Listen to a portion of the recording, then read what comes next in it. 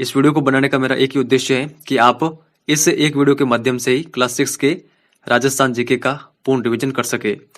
और अब तो आपके रीट एग्जाम की डेट भी आ चुकी है, तो आप अब जितना अधिक पढ़ेंगे ये आपके लिए उतना ही अच्छा है।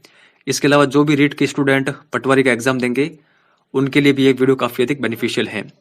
2 घंटे का आपको समय जरूर लगेगा, लेकिन मैंने क्लास 6 को पूर्ण कवर किया है, चैप्टर के अकॉर्डिंग क्वेश्चन रखे हैं और पूरी कोशिश की है कि एक भी क्वेश्चन नहीं छूटना चाहिए।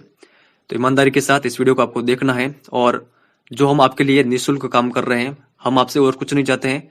अधिक से अधिक वीडियो को लाइक करें और एक कमेंट सेक्शन में कमेंट भी जरूर छोड़े ताकि हमें मोटिवेशन मिले। तो चलिए इस वीडियो की शुरुआत करते हैं।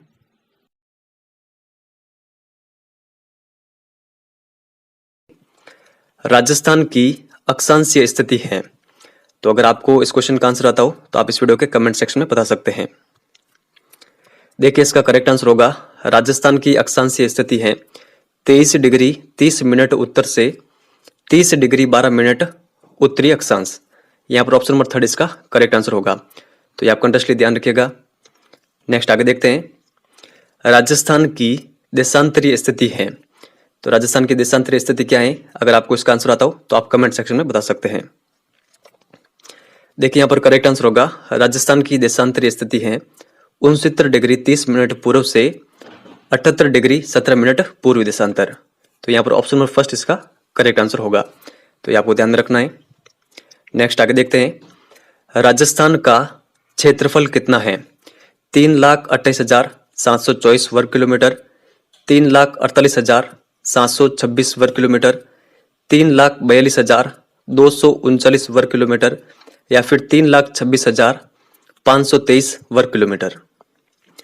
देखिए, इसका करेक्ट आंसर होगा राजस्थान का क्षेत्रफल है 3,42,239 वर्ग किलोमीटर। तो यहाँ पर ऑप्शन नंबर 3 इसका करेक्ट आंसर होगा।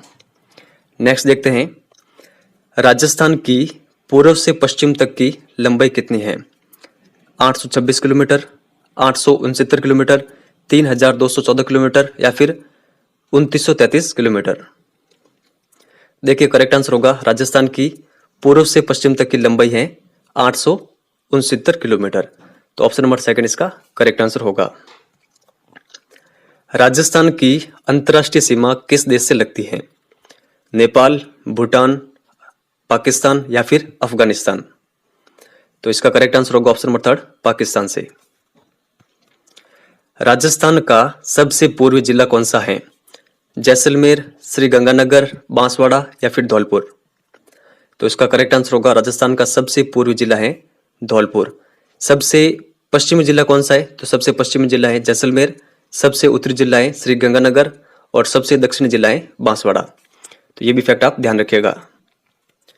निम्न में से कौन सा राज्य राजस्थान का पड़ोसी नहीं है? पंजाब, हरियाणा, उत्तराखंड, उत्तर प्रदेश, मध्य प्रदेश या फिर गुजरात। देखिए, करेक्ट आंसर होगा ऑप्शन नंबर 2 उत्तराखंड राजस्थान का पड़ोसी राज्य नहीं है। तो राजस्थान के पड़ोसी राज्य कितने हैं? 5। कौन कौन से? पंजाब, हरियाणा, उत्तर प्रदेश, मध्य प्रदेश और गुजरात। तो ये आप ध्यान रखिएगा। राजस्थान में सबसे पहले सूर्योदय एवं सूर्यास्त किस जिले में होता है? जयपुर, जैसलमेर, धौलपुर या फिर अलवर। देखिए, करेक्ट आंसर होगा ऑप्शन नंबर 3 धौलपुर में। यह क्वेश्चन काफी अधिक इंपॉर्टेंट है, कई बार कई एग्जाम आया हुआ है, तो ये आपको ध्यान में रखना है। राजस्थान में कुल कितने संभाग हैं? 4, 5, 6 या फिर 7। यहां पर इसका करेक्ट आंसर होगा राजस्थान में कुल 7 संभाग हैं। तो ये आप ध्यान रखिएगा। निम्न में से कौन सा जिला जयपुर संभाग के अंतर्गत नहीं आता है?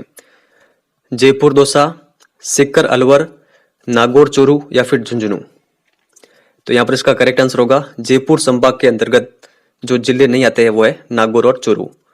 तो कितने जिले आते हैं? 5 जिले आते हैं जयपुर संभाग के अंतर्गत, जयपुर दौसा, सीकर अलवर और झुंझुनू। नेक्स्ट आगे देखते हैं।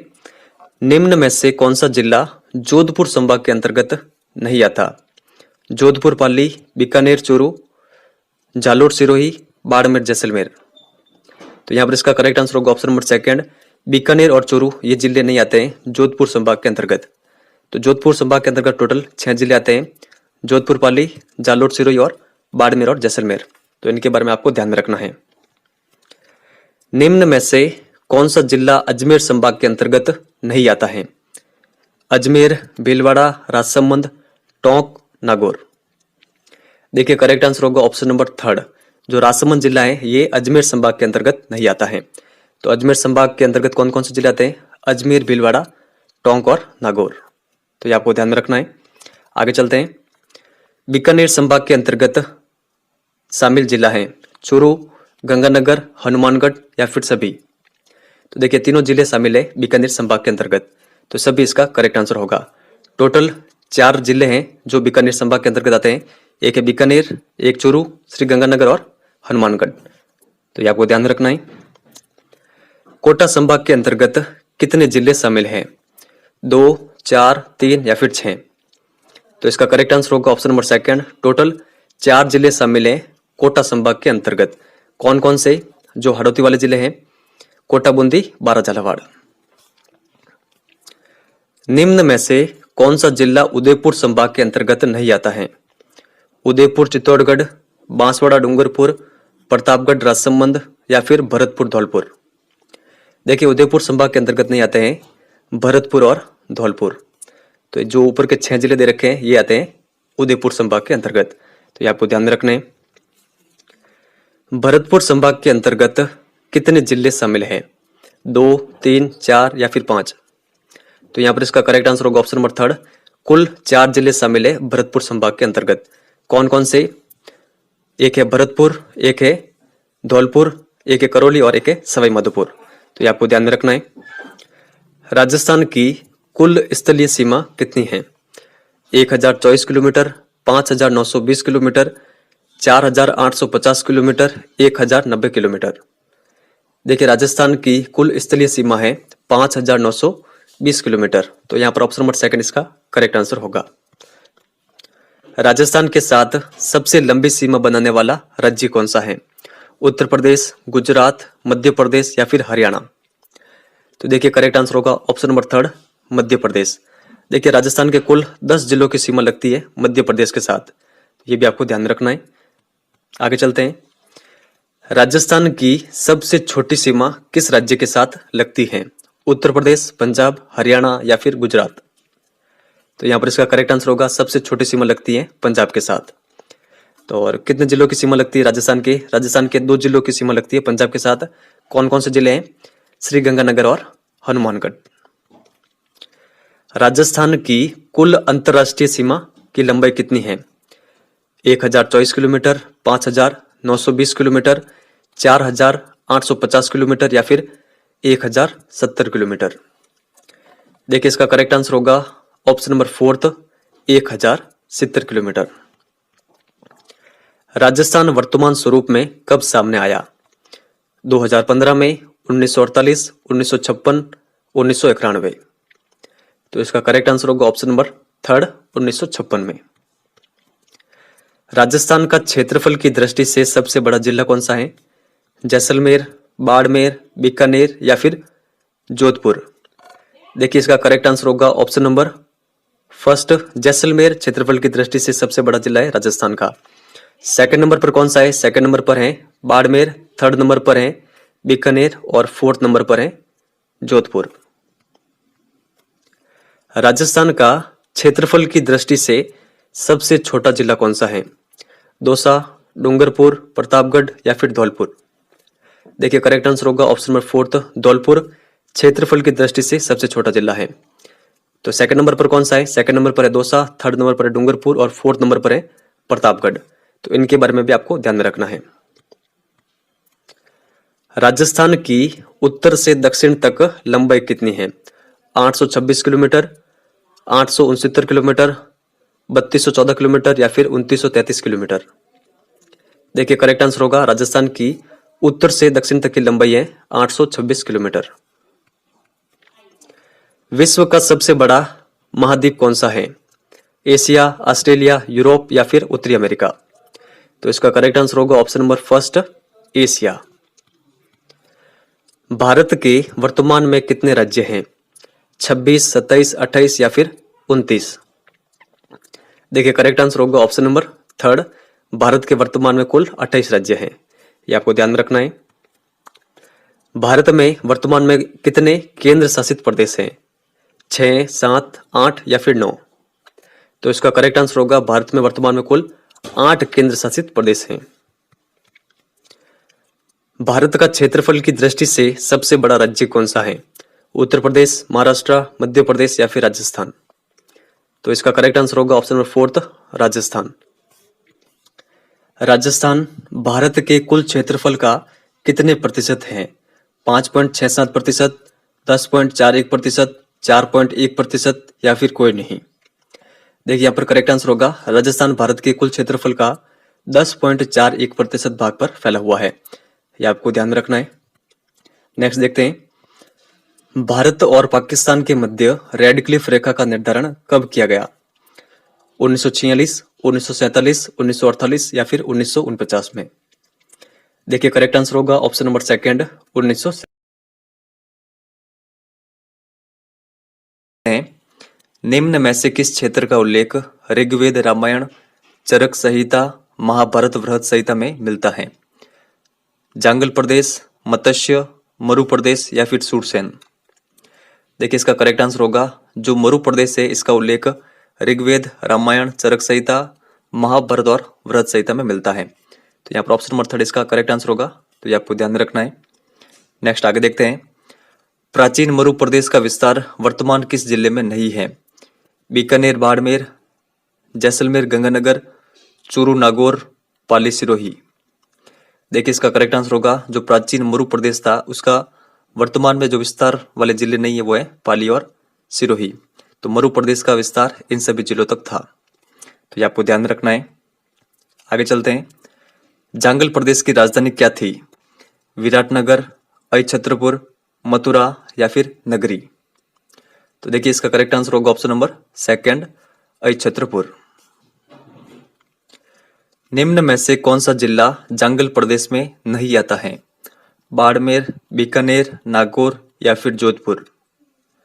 देखिए इसका करेक्ट आंसर होगा जांगल प्रदेश के अंतर्गत नहीं आता है बाड़मेर। ये तीनों जिले आते हैं जांगल प्रदेश के अंतर्गत। यादव वंश के बलराम व श्री कृष्ण द्वारिका जाते समय किस क्षेत्र से होकर गुजरे थे? योध्या क्षेत्र, वागड़ क्षेत्र, हाड़ौती क्षेत्र या फिर जांगल क्षेत्र? देखिए इसका करेक्ट आंसर होगा ऑप्शन नंबर 4 जांगल क्षेत्र से होकर गुजरे थे बलराम और श्री कृष्ण। तो यहाँ पर ऑप्शन नंबर 4 इसका करेक्ट आंसर होगा, ये आपको ध्यान रखना है।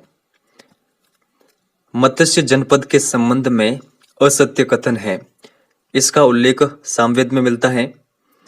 महाभारत काल में इसकी राजधानी विराटनगर थी, वर्तमान में जयपुर एवं अलवर के मध्य स्थित है या फिर कोई नहीं? देखिए यहाँ पर करेक्ट आंसर होगा मत्स्य जनपद के संबंध में जो असत्य कथन है वो है ऑप्शन नंबर 1। देखिए इसका उल्लेख सामवेद में नहीं मिलता है, इसका उल्लेख मिलता है ऋग्वेद में, तो ये आपको ध्यान रखना है। बाकी के नीचे जो 2 फैक्ट है ये भी आपको ध्यान में रखना है मत्स्य जनपद के संबंध में। नेक्स्ट आगे देखते हैं, सुरसेन जनपद वर्तमान किस जिले के अंतर्गत नहीं आता? अलवर, भरतपुर, धौलपुर या फिर करौली? तो यहाँ पर इसका करेक्ट आंसर होगा ऑप्शन नंबर 1 सुरसेन जनपद वर्तमान अलवर के अंतर्गत नहीं आता। ये इन 3 जिलों के अंतर्गत आता है, भरतपुर, धौलपुर और करौली के अंतर्गत। ये आपको ध्यान रखना है। सुरसेन जनपद की राजधानी क्या थी? विराटनगर, अछत्रपुर, मथुरा या फिर नगरी? तो इसका करेक्ट आंसर होगा ऑप्शन नंबर 3 मथुरा। सुरसेन जनपद के संबंध में सत्य कथन है, 4वीं शताब्दी ईसा पूर्व के यूनानी लेखकों ने सिकंदर के समय सुरसेन का उल्लेख किया था। बयाना प्रशस्ति में भी सुरसेन नामक राजवंश का वर्णन मिलता है। सिकंदर के आक्रमण के बाद पंजाब व टक की कुछ जातियां राजस्थान में आकर बसी, जैसे कि मालव है, सिवी है और अर्जुनयन, या फिर सभी? देखिए यहाँ पर करेक्ट आंसर होगा ऑप्शन नंबर 4 जो ऊपर के तीनों कथन दे रखे हैं, ये तीनों कथन सत्य हैं, तो आपको ध्यान में रखना है। आगे चलते हैं, सिवी जनपद वर्तमान किस जिले में है? अलवर, दौसा, चित्तौड़गढ़ या फिर भीलवाड़ा? देखिए करेक्ट आंसर होगा सिवी जनपद वर्तमान में चित्तौड़गढ़ में। चित्तौड़गढ़ के अलावा ये उदयपुर के अंतर्गत भी आता है, तो दोनों जिले आप ध्यान रखिएगा। सिवी जनपद की राजधानी क्या थी? नागदा, आहड़, कल्याणपुर या फिर मध्यमिका। देखिए इसका करेक्ट आंसर होगा ऑप्शन नंबर 4, सिवी जनपद की राजधानी थी मध्यमिका, और ये किस जिले में पड़ती है? चित्तौड़गढ़ में। अर्जुनयन जनपद किस जिले में पड़ता है? सीकर, झुंझुनू, भरतपुर, अलवर, जैसलमेर, बीकानेर, कोटा, बूंदी। देखिए यहाँ पर करेक्ट आंसर होगा जो अर्जुनयन जनपद है ये पड़ता है भरतपुर और अलवर जिलों में। किसने मालवों के साथ मिलकर विदेशी क्षत्रपों को पराजित किया था? अर्जुनयन, सिवी, गुर्जर या फिर कोई नहीं। देखिए इसका करेक्ट आंसर होगा ऑप्शन नंबर 1, अर्जुनयनों ने मालवों के साथ मिलकर विदेशी क्षत्रपों को पराजित किया था। तो ऑप्शन नंबर 1 यहाँ पर करेक्ट होगा, ये आपको ध्यान में रखना है। मालव क्षेत्र वर्तमान किस जिले में पड़ता है? जयपुर, दौसा, टोंक या फिर अजमेर। देखिए करेक्ट आंसर होगा ऑप्शन नंबर 3, टोंक में पड़ता है मालव क्षेत्र। किन की दिग्विजय का यूप अभिलेख नांदसा, भीलवाड़ा में लगा है? अर्जुनयन, सिवी, गुर्जर, मालव। तो इसका करेक्ट आंसर होगा ऑप्शन नंबर 4, मालव। उत्तरी राजस्थान में शक्तिशाली गणतंत्र कबीला कौन सा था? योद्धे, सिवी, गुज्जर या फिर मालव। देखिए करेक्ट आंसर होगा ऑप्शन नंबर 1, योद्धे। और ये आप कंटेस्टली ध्यान रखिएगा, जो ये योद्धे जनपद था ये किस प्रकार का था? ये था गणतंत्र कबीला, ये आपको जरूर ध्यान रखना है। 5वीं सदी बाद किसने योद्धे जनपदों की गणतंत्रीय व्यवस्था को समाप्त कर दिया? कुषाण वंश ने, नंद वंश, हूण वंश या फिर कोई नहीं। तो यहाँ पर इसका करेक्ट आंसर होगा ऑप्शन नंबर 3, हूण वंश ने। यह आपको ध्यान रखना है। योद्धियों के पतन का उल्लेख मिलता है रामायण में, महाभारत में, वृहत संहिता में या फिर कोई नहीं। तो देखिए करेक्ट आंसर होगा योद्धियों के पतन का उल्लेख मिलता है हमें वृहत संहिता में। ऑप्शन नंबर 3 यहाँ पर करेक्ट आंसर होगा। नेक्स्ट आगे देखते हैं। प्राचीन मेवाड़ किन किन जिलों में फैला हुआ था? उदयपुर, चित्तौड़गढ़, प्रतापगढ़, राजसमंद, भीलवाड़ा या फिर सभी। देखिए करेक्ट आंसर होगा सभी। मेवाड़ के संबंध में असत्य कथन है। 7वीं शताब्दी से राजस्थान निर्माण तक घोइल सिसोदिया वंश का शासन रहा। मेवाड़ की राजधानी नागदा, आहट, कल्याणपुर, चित्तौड़गढ़, कुंभलगढ़ और उदयपुर रही। यहाँ की प्रमुख बोली मेवाड़ी थी या फिर कोई नहीं। देखिए इसका करेक्ट आंसर होगा मेवाड़ के संबंध में यहाँ पर जो असत्य कथन है वो है कोई नहीं, क्योंकि तीनों कथन सत्य हैं, तो ये आपको ध्यान में रखने हैं। पिलानी के पास नरहर, भादरा, नोहर, कन्नड़ा क्षेत्र किस नाम से जाने जाते हैं? मारवाड़, वागड़, मेवाड़ या फिर मेवात। देखिए इसका करेक्ट आंसर होगा ये जाने जाते हैं वागड़ नाम से। तो यहाँ पर ऑप्शन नंबर 2 इसका करेक्ट आंसर होगा। जो वागड़ क्षेत्र है इसको 2 भागों में बांटा गया है। एक तो यही है जो ये क्षेत्र है, इन सभी को कहा जाता है वागड़, और एक जो राजस्थान का दक्षिणी भाग है उसको भी कहा जाता है वागड़। डूंगरपुर बांसवाड़ा में कौन सी बोली बोली जाती है? मेवाती, बागड़ी, मालवी या फिर कोई नहीं। तो इसका करेक्ट आंसर होगा ऑप्शन नंबर 2, बागड़ी बोली बोली जाती है डूंगरपुर और बांसवाड़ा में। 7वीं सदी में मंडोर पर किसका शासन था? राठौड़, गुज्जर प्रतिहार, राजपूत या फिर परमार। तो इसका करेक्ट आंसर होगा 7वीं सदी में मंडोर पर शासन था गुज्जर प्रतिहारों का। तो ये आपको ध्यान में रखना है। ऑप्शन नंबर 2 इसका करेक्ट आंसर होगा। हाड़ौती क्षेत्र में प्राचीन समय में किस जनजाति का आधिपत्य था? भील, मीणा, गरासिया या फिर डामोर। देखिए करेक्ट आंसर होगा ऑप्शन नंबर 2, मीणा जनजाति का प्राचीन समय में हाड़ौती क्षेत्र पर आधिपत्य था। और देखिए जो वर्तमान में बूंदी है इसका नाम किसके नाम पर बूंदी पड़ा? तो ये पड़ा है बुंदा मीणा के नाम पर। तो ये भी आपको ध्यान रखना है। ढूंढाड़ी बोली कहां पर बोली जाती है? जयपुर, बीकानेर, जोधपुर या फिर जालोर में। तो इसका करेक्ट आंसर होगा ऑप्शन नंबर 1, जयपुर में। ब्यावर अजमेर का क्षेत्र किस नाम से जाना जाता था? कांठल, मेरवाड़ा, मेवात या फिर हाड़ौती। देखिए करेक्ट आंसर होगा ऑप्शन नंबर सेकंड मेरवाड़ा। सही सुमेलित नहीं है जैसलमेर, मांड या वल्ल, दक्षिणी जोधपुर, गुजरातरा, प्रतापगढ़, कांठल, मेवात, जयपुर। तो यहाँ पर जो इसका करेक्ट आंसर होगा वो होगा ऑप्शन फोर्थ, मेवात, जयपुर। ये सही सुमेलित नहीं है। तो ऊपर के तीनों ये सही सुमेलित है, इनके बारे में आपको ध्यान में रखना है। निम्न में से कौन सा जिला शेखावटी क्षेत्र के अंतर्गत नहीं आता है? जयपुर, चूरू, झुंझुनू, सीकर। तो यहाँ पर करेक्ट आंसर होगा ऑप्शन नंबर फर्स्ट, जयपुर जिला शेखावटी क्षेत्र के अंतर्गत नहीं आता है। मेवात क्षेत्र वर्तमान किस जिले में पड़ता है? सीकर, चूरू, अलवर, भरतपुर, जैसलमेर, बीकानेर, कोटा, बूंदी। देखिए करेक्ट आंसर होगा option number second, Alwar Bharatpur में पड़ता है मेवात क्षेत्र। मेवातियों के प्रसिद्ध नायक हसन खान मेवाती ने खानवा युद्ध में किसका सहयोग दिया था? बाबर का, राणा सांगा का, दोनों का, या फिर कोई नहीं। तो देखिए करेक्ट आंसर होगा ऑप्शन नंबर सेकंड, राणा सांगा का सहयोग दिया गया था हसन खान मेवाती के द्वारा। ये आपको ध्यान में रखना है।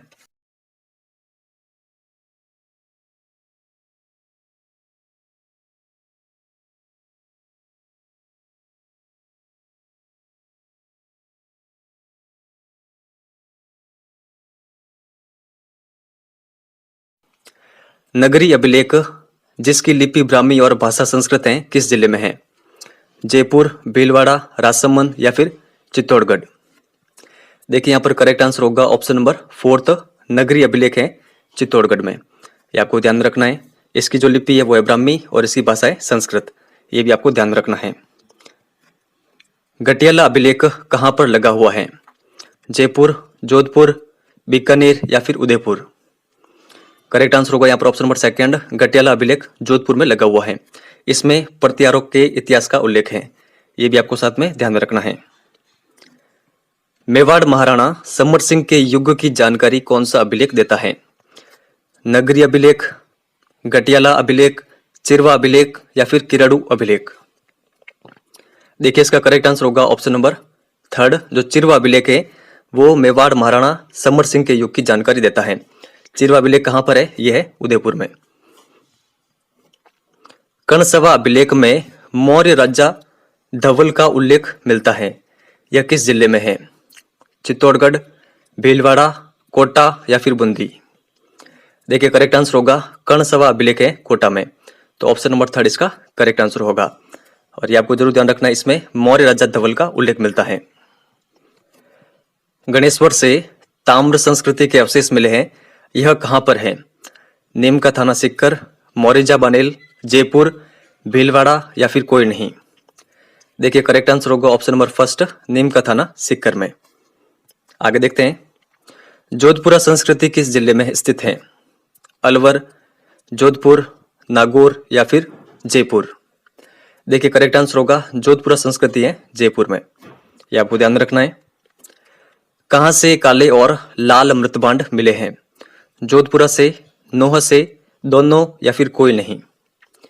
देखिए करेक्ट आंसर होगा ऑप्शन नंबर थर्ड, इन दोनों स्थलों से हमें काले और लाल मृतभांड मिले हैं। तो ये आप ध्यान रखिएगा। चौहानों की उपलब्धि का वर्णन करने वाला ग्रंथ पृथ्वीराज विजय के लेखक हैं? नयन चंद्र सूरी, चंद्रवर्दई, जयनक या फिर कौटिल्य। देखिए इसका करेक्ट आंसर होगा ऑप्शन नंबर थर्ड, पृथ्वीराज विजय ग्रंथ के लेखक है जयनक। किराड़ू अभिलेख किस जिले में है? जालोर, बाड़मेर, बीकानेर या फिर अलवर। देखिए करेक्ट आंसर होगा ऑप्शन नंबर सेकंड, बाड़मेर में है किराड़ू अभिलेख। नांदसा यूप अभिलेख किस जिले में है? पाली, कोटा, दौसा या फिर भीलवाड़ा। देखिए करेक्ट आंसर होगा ऑप्शन नंबर फोर्थ, भीलवाड़ा में है नांदसा यूप अभिलेख। और इस अभिलेख में हमें जो मालव है, मालवों की दिग्विजय का उल्लेख मिलता है। यह भी आपको ध्यान में रखना है। अलाउद्दीन खिलजी की रणथंबोर विजय की जानकारी कौन सा ग्रंथ देता है? दलपत सिंह का ग्रंथ दलपत विलास, नयन चंद्र सूरी का ग्रंथ हमीर महाकाव्य, जयनक का ग्रंथ पृथ्वीराज विजय या फिर कोई नहीं। देखिए करेक्ट आंसर होगा ऑप्शन नंबर सेकंड, जो नयन चंद्र सूरी का ग्रंथ है हमीर महाकाव्य, इसमें हमें अलाउद्दीन खिलजी के रणथंभौर विजय की जानकारी मिलती है, तो ये आपको ध्यान रखना है। राठौड़ रतन सिंह महेश दासोत्री वचनी का ग्रंथ के लेखक हैं नयन चंद्र सूरी, दलपत सिंह, खिड़िया जग्गा या फिर कौटिल्य। तो इसका करेक्ट आंसर होगा ऑप्शन नंबर 3 खिड़िया जग्गा। ये क्वेश्चन कई बार कई एग्जाम में पूछा हुआ है, ये आपको ध्यान रखना है। कानड़ देव प्रबंध ग्रंथ के लेखक हैं नयन चंद्र सूरी, दलपत सिंह, कौटिल्य या फिर पद्मनाभ। देखिए करेक्ट आंसर होगा कानड़ देव प्रबंध ग्रंथ के लेखक है पद्मनाभ। दलपत विलास ग्रंथ के लेखक हैं नयन चंद्र सूरी, दलपत सिंह, जयनक या फिर कौटिल्य। तो यहां पर करेक्ट आंसर होगा ऑप्शन नंबर 2 दलपत सिंह। सामोली अभिलेख कहां पर लगा हुआ है? जयपुर में, जोधपुर, बीकानेर या फिर उदयपुर में। देखिए करेक्ट आंसर होगा ऑप्शन नंबर 4 जो सामोली अभिलेख है ये उदयपुर में लगा हुआ है, ये आपको ध्यान रखना है। बिजोलिया अभिलेख किस जिले में है? भीलवाड़ा, पाली, कोटा या फिर दौसा। तो यहां पर करेक्ट आंसर होगा ऑप्शन नंबर 1 बिजोलिया अभिलेख है भीलवाड़ा में। Annals and antiquities of Rajasthan के लेखक कौन है? अबुल फजल, कर्नल टॉड, चंद्रशेखर, कर्णिदान। देखिए करेक्ट आंसर होगा ऑप्शन नंबर 2 कर्नल टॉड। वंश भास्कर के लेखक कौन हैं? सूर्यमल मिश्रण, वीर विनोद, नयन चंद्र सूरी या फिर विश्वेश्वर नाथ रेऊ। देखिए करेक्ट आंसर होगा ऑप्शन नंबर 1 वंश भास्कर के लेखक हैं सूर्यमल मिश्रण। इनकी एक और पुस्तक है काफी फेमस, वीर सतसई। तो इनके बारे में भी आपको ध्यान रखना है। दोनों पुस्तकें आप ध्यान रखिएगा, दोनों पुस्तकें सूर्यमल मिश्रण की। मारवाड़ राज्य का इतिहास ग्रंथ के लेखक हैं नयन चंद्र सूरी, विश्वेश्वर नाथ रेऊ, सूर्यमल मिश्रण या फिर वीर विनोद। देखिए करेक्ट आंसर होगा ऑप्शन नंबर 2 विश्वेश्वर नाथ रेऊ। किस इतिहासकार ने उदयपुर, जोधपुर, सिरोही और बागड़ का इतिहास लिखा है? सूर्यमल मिश्रण, कविराज श्यामलदास, गौरी शंकर हीराचंद ओझा या फिर कोई नहीं। देखिए यहां पर करेक्ट आंसर होगा उदयपुर, जोधपुर, सिरोही और बागड़ का इतिहास लिखा है गौरी शंकर हीराचंद ओझा ने। ऑप्शन नंबर 3 यहां पर करेक्ट आंसर होगा। बर्नाला यूप स्तंभ लेख किस जिले में है? जयपुर, अलवर, बीकानेर या फिर भरतपुर। तो यहां पर इसका करेक्ट आंसर होगा ऑप्शन नंबर 1 बर्नाला यूप स्तंभ लेख ये है जयपुर में। ये आपको कंटेस्टली ध्यान रखना है। आगे चलते हैं। पश्चिमी भारत की यात्रा पुस्तक के लेखक कौन हैं? गोकुल लाल असावा, कर्नल टॉड, माणिक्य लाल वर्मा या फिर कर्णिदान। देखिए करेक्ट आंसर होगा पश्चिमी भारत की यात्रा, इस पुस्तक के लेखक है कर्नल टॉड। पूरा स्थल 9 किस जिले में है? भरतपुर, राजसमंद, जयपुर या फिर जोधपुर। देखिए करेक्ट आंसर होगा ऑप्शन नंबर 1 भरतपुर में है नोह। राजस्थान में विभिन्न प्रकार की मुद्राएं कहां से प्राप्त हुई हैं? आहड़, रेड, बैराट, रंगमहल, सांबर या फिर सभी। देखिए यहां पर करेक्ट आंसर होगा सभी। इन सभी स्थलों से विभिन्न प्रकार की मुद्राएं प्राप्त हुई हैं। निम्न में से कौन सा इतिहास को जानने का प्रमुख स्रोत है? पुरातात्विक स्रोत, साहित्यिक स्रोत, दोनों या फिर कोई नहीं। देखिए यहां पर करेक्ट आंसर होगा दोनों।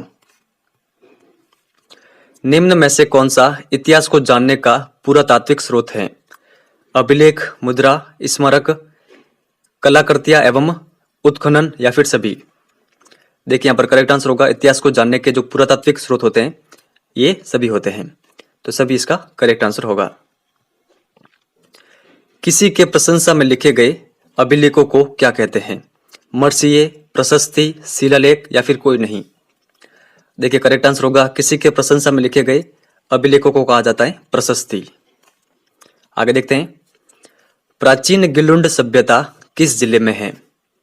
पाली में, राजसमंद, उदयपुर या फिर भीलवाड़ा। देखिए करेक्ट आंसर होगा ऑप्शन नंबर 2 गिलुंड सभ्यता है राजसमंद जिले में। जो ये गिलुंड सभ्यता है ये किसका भाग है? जो आहड़ सभ्यता है उसी का भाग है। आहड़ सभ्यता किस जिले में है?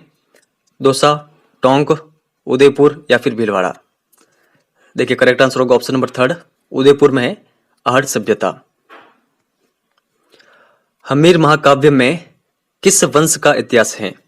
गुज्जर प्रतिहार, परमार, चौहान या फिर चालुक्य? देखिए यहां पर करेक्ट आंसर होगा हमीर महाकाव्य में जो इतिहास है वो है चौहानों का। तो ऑप्शन नंबर थर्ड यहां पर करेक्ट आंसर होगा।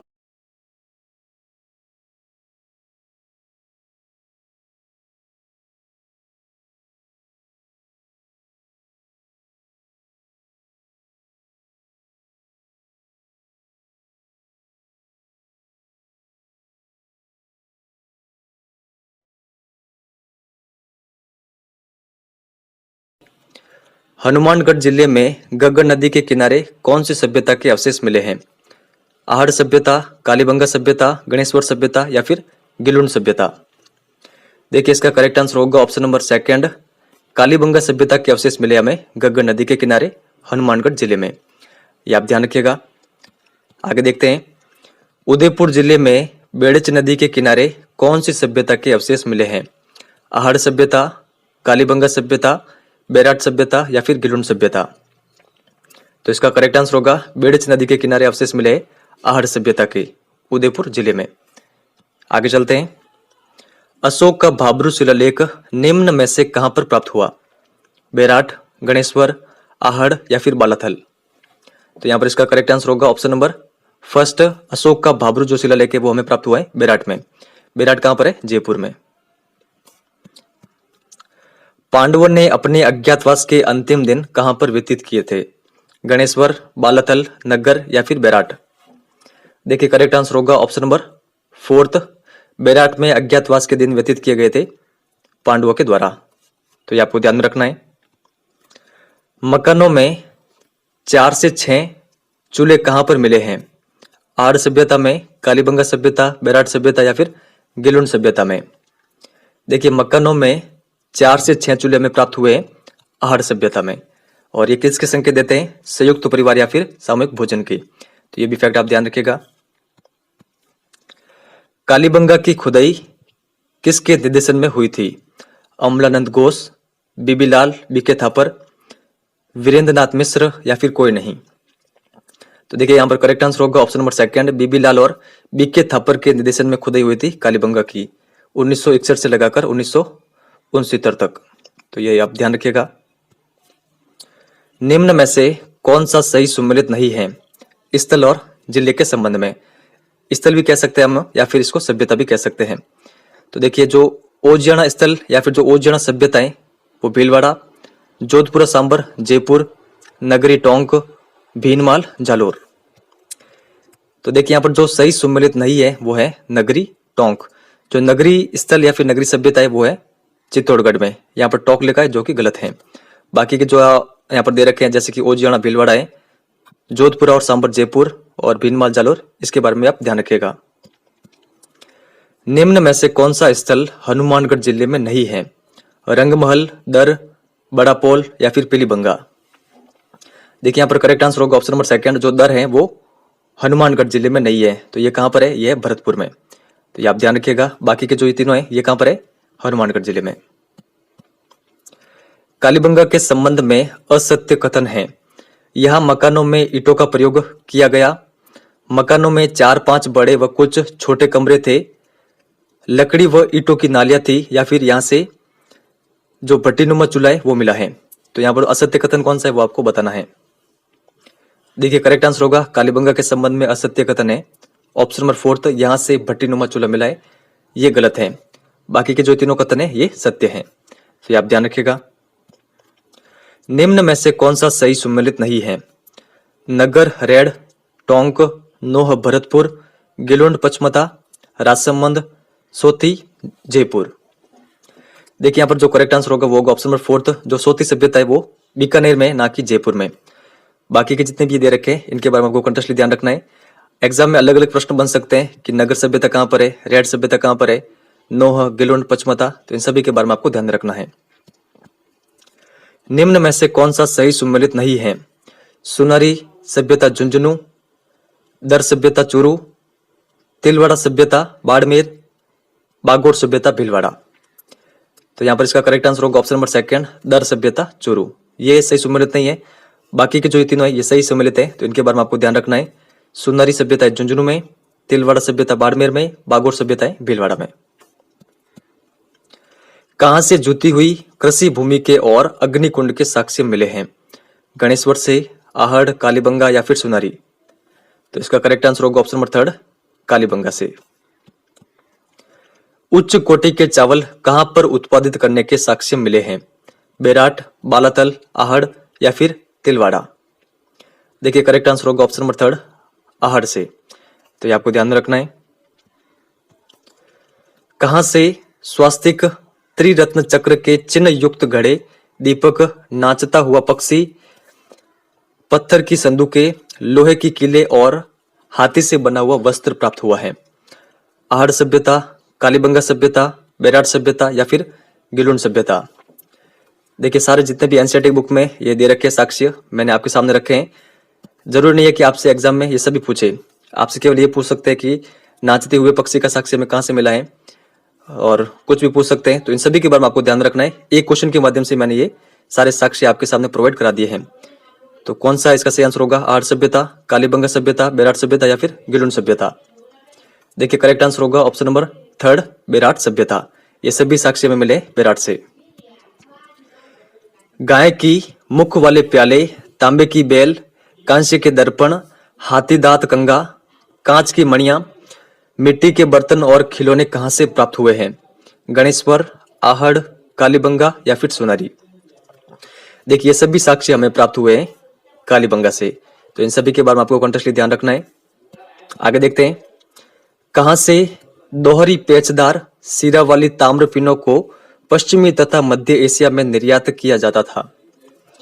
बेराट से, बालातल, गणेश्वर से या फिर तिलवाड़ा से। देखिए इनको निर्यात किया जाता था गणेश्वर से। ये आप ध्यान रखिएगा, ऑप्शन नंबर थर्ड इसका करेक्ट आंसर होगा।